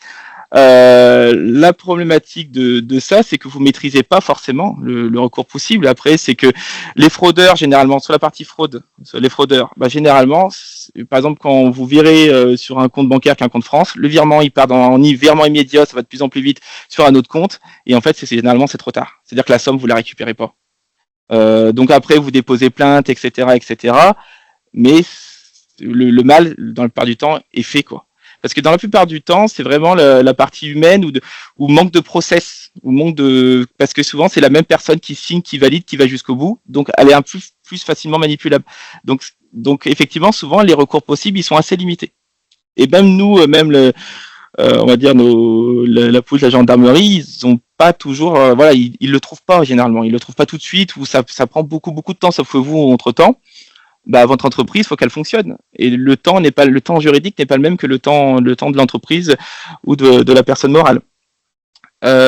Du coup. Alors, ouais, Jason, excuse-moi, je suis désolé parce que je vois le temps qui passe, il est 11h48 et comme on s'est fixé midi, que je vous propose peut-être, c'est que dans le formulaire, donc il y a un QR code à la fin du support, vous pouvez le scanner, donc il y a 2-3 questions et dedans, vous pouvez notamment initier des questions. Peut-être reprendre les questions que vous avez évoquées dans le chat pour qu'on puisse revenir vers vous et y répondre, parce que sinon on risque de déborder et ce qui est toujours un petit peu embêtant, notamment pour ceux qui ont des engagements. Je suis désolé, Jason. Oh non, mais très bien, moi ça me va.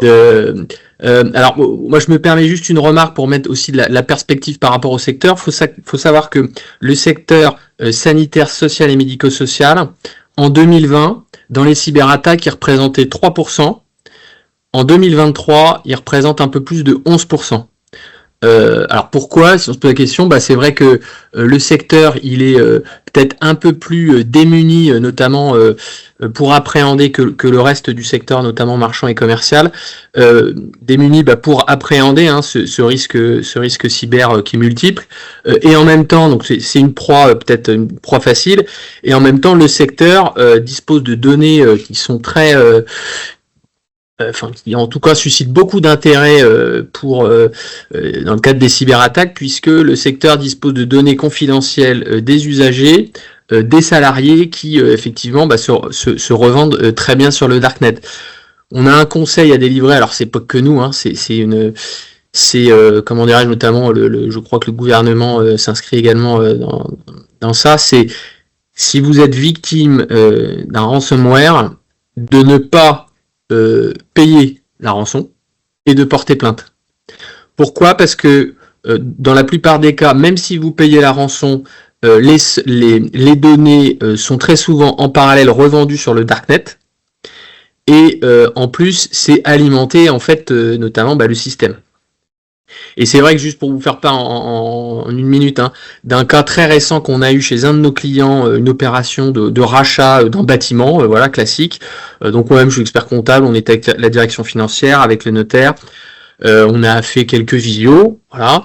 L'opération était prévue, alors je pourrais aller prévue au mois d'avril ou au mois de mai, et entre-temps, la direction financière a reçu un appel d'un clerc de notaire qui donc l'a appelé, alors avec un timing toujours serré, le vendredi soir, un peu tard, toujours un peu avec un caractère urgent, mais ce qui a beaucoup troublé la directrice financière, et je pense que c'est ce qui est plus difficile à appréhender, c'est le nombre d'informations et l'aplomb dont faisait preuve cette pseudo clerc de notaire, qui disposait d'informations extrêmement précises sur l'opération, qui demandait à ce qu'il y ait un virement qui soit fait pour une mise sous séquestre de 100 000 euros liée en fait à une clause qui était prévue dans le projet de compromis. Enfin, ça va extrêmement loin.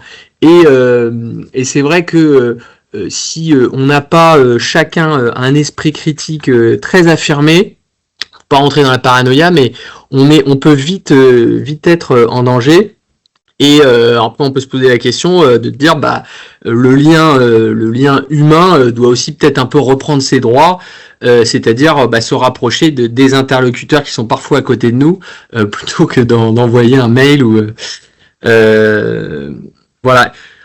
Propose alors pour terminer un sujet un petit peu, qui est un petit peu plus léger, mais qu'on souhaitait porter à votre attention. Alors on a dit la fiscalité qu'on va pas la traiter. La durabilité, on va pas non plus la traiter, mais on vous laissera prendre connaissance notamment du support. On va passer directement au fundraising. Alors, ça va prendre quelques minutes, mais on trouve que c'était un témoignage assez intéressant, puis on a quand même le sentiment qu'il y a des vraies réflexions menées par les gestionnaires à ce sujet. Alors, on parle ici d'un contexte que vous connaissez qui est extrêmement tendu avec des évolutions de charges. Alors, je vous passe évidemment l'inflation, l'énergie, le recours à l'intérim, des hausses de taux d'intérêt qui sont de plus en plus prégnants dans les budgets des structures, avec en face des financements qui ne suivent pas suffisamment, donc avec un espèce d'effet de ciseau un peu dramatique. Avec ce qui est constaté en 2023, les 2/3 des EHPAD sont en déficit, par exemple, c'est une des conséquences. Et donc, face à ça, les gestionnaires d'associations, de fondations s'interrogent, que puis-je faire ? Et il y a ce qui émerge de plus en plus, c'est le recours au mécénat, le recours à des dons. Et donc 70% des structures du secteur sanitaire, social et médico-social veulent lancer des campagnes de dons plus poussées, des campagnes de mécénat, sauf que dans la réalité, il n'y a que 10% qui s'engagent réellement. On vous fait part ici d'un retour d'expérience. Donc d'une association, qui a pris les choses en main. Donc c'est une association qui est dans la protection de l'enfance, qui accompagne 1600 enfants. Pour donner un peu de relief à ça, il y a près de 500 salariés. Voilà, donc c'est une association d'une taille assez significative. Cette association, en fait, elle a initié la création, donc elle s'est engagée dans le développement du mécénat.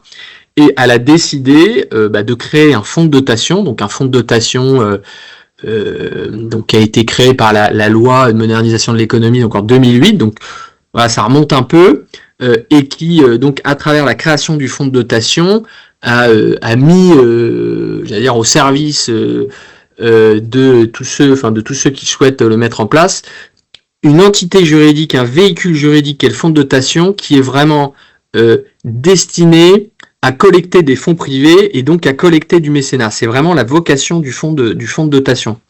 Fonds de dotation, c'est un instrument juridique, une forme juridique qui se crée environ en 2 mois, qui est extrêmement simple et peu contraignante par rapport à une fondation, et qui donc a cette capacité de faire des appels publics à la générosité en lançant des campagnes nationales ou régionales sur des supports digital, donc sur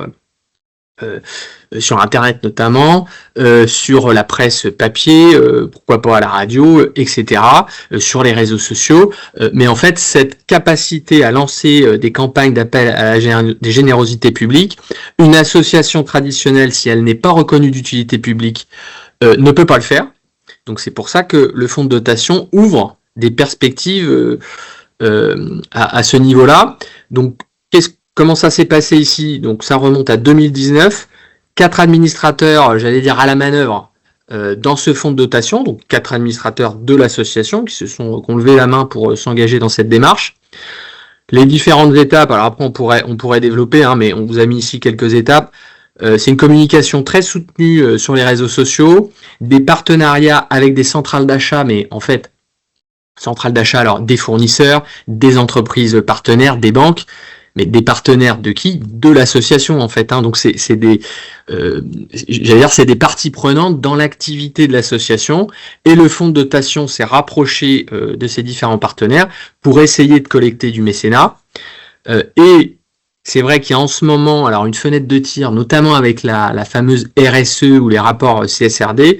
donc qu'on développe dans le support, mais dont vous pourrez prendre connaissance, puisque les entreprises vont avoir des obligations et le mécénat répond notamment à des critères d'engagement RSE qui sont assez forts. Donc quelque part, il y a une sorte d'écho important pour faciliter pour les fonds de dotation cette collecte, notamment du mécénat. Donc voilà, en tout cas, on peut dire que c'est en plus le bon moment par rapport à ça. Donc ils ont surveillé et répondu à des appels à projets, ils ont mené des campagnes d'appel auprès de donateurs potentiels, lancement de cagnottes, etc. Donc ils ont quand même bénéficié aussi des services logistiques en partie de l'association. Voilà, bon, je vous passe ça. Peut-être pour aller à l'essentiel, c'est quel en a été le résultat. Alors à l'époque, c'était en 2023. Ils sont parvenus à pérenniser dans ce fonds de dotation 600 000 euros de financement. Ces 600 000 euros ont permis, alors on le met là, de financer des projets, donc des matériels de loisirs, espaces dédiés à la psychomotricité, des formations destinées à animer de nouveaux ateliers pour les jeunes, des séjours et loisirs pour les enfants, etc., etc. Bref, un certain nombre d'actions qui n'étaient pas jusqu'alors financées, faute de moyens. Donc les clés de la réussite, c'est le fonds de dotation, puisque à ce jour, il n'y a que 2 formes juridiques qui permettent de collecter du mécénat et de mener des campagnes d'appel à la générosité publique. C'est une fondation reconnue d'utilité publique, mais qui demande généralement au moins 2 ans à constituer. Il faut un décret du Conseil d'État, il faut une dotation initiale d'1,5 million. C'est extrêmement lourd. Le fonds de dotation, il faut 15 000 euros. C'est comme une association, ça se crée avec des statuts voilà, qui au départ sont vierges, mais c'est très proche d'une association et ça ouvre beaucoup de portes. Il y a également des contraintes, mais j'ai pas le temps évidemment de vous en parler là. En tout cas, c'est un outil extrêmement souple. Des équipes de terrain placées au cœur du dispositif, puisqu'en fait, ce qui est intéressant dans le dispositif, c'est le lien qu'il y a eu pour monter des projets innovants qui venaient du terrain, des établissements, des chefs de service, des directions. On inventorie tous les projets innovants, c'est-à-dire les besoins, notamment des enfants accompagnés. Et il y avait un comité de pilotage au sein de l'association qui inventorie et répertorie ces différents projets. Et ensuite, c'est le fonds de dotation qui décide quels projets, au final, ils vont financer. Et donc, il y a eu un soutien assez important du siège de l'association en matière logistique. Et donc, toute cette articulation a permis de pérenniser un financement complémentaire avec une forme d'émulation vers l'innovation de projet. Et donc aux dirigeants de conclure que donc les bénéfices du fonds de dotation représentent un levier de poids en faveur d'un rayonnement de notre association sur le territoire, ayant permis de financer 71 projets depuis son lancement. Voilà messieurs, dames, je vois qu'il est 11h59, on a tenu le timing. Voilà, donc si vous avez des questions, n'hésitez pas, alors je vais me permettre de vous mettre le fameux QR code. N'hésitez pas à le scanner. Donc il y a quelques questions. Il y a vous pouvez, si vous avez des commentaires, vous pouvez nous faire part, voilà, de vos remarques et on tâchera de répondre. C'est naturellement si vous avez des questions. Et puis à l'issue de ce questionnaire, vous pourrez donc télécharger le support complet, puisque ce qu'on vous a présenté encore une fois, il n'est pas complet. Il y a quelques chapitres qu'on n'a pas décidé de pas traiter compte tenu du timing. Voilà, en tout cas, on vous remercie beaucoup pour d'avoir assisté à notre conférence annuelle. On va vous le laisser quelques minutes pour vous laisser le temps et puis voilà, d'ici 5 minutes, on fermera la réunion. Merci beaucoup en tout cas pour votre participation. Vous avez été, je crois, jusqu'à 120 à un certain moment. Et puis on reste, donc Jason, Céline et moi, à votre disposition si vous aviez des questions sur ces différents sujets ou d'autres. Merci beaucoup à tous en tout cas. On vous souhaite une excellente journée et une bonne fin de semaine.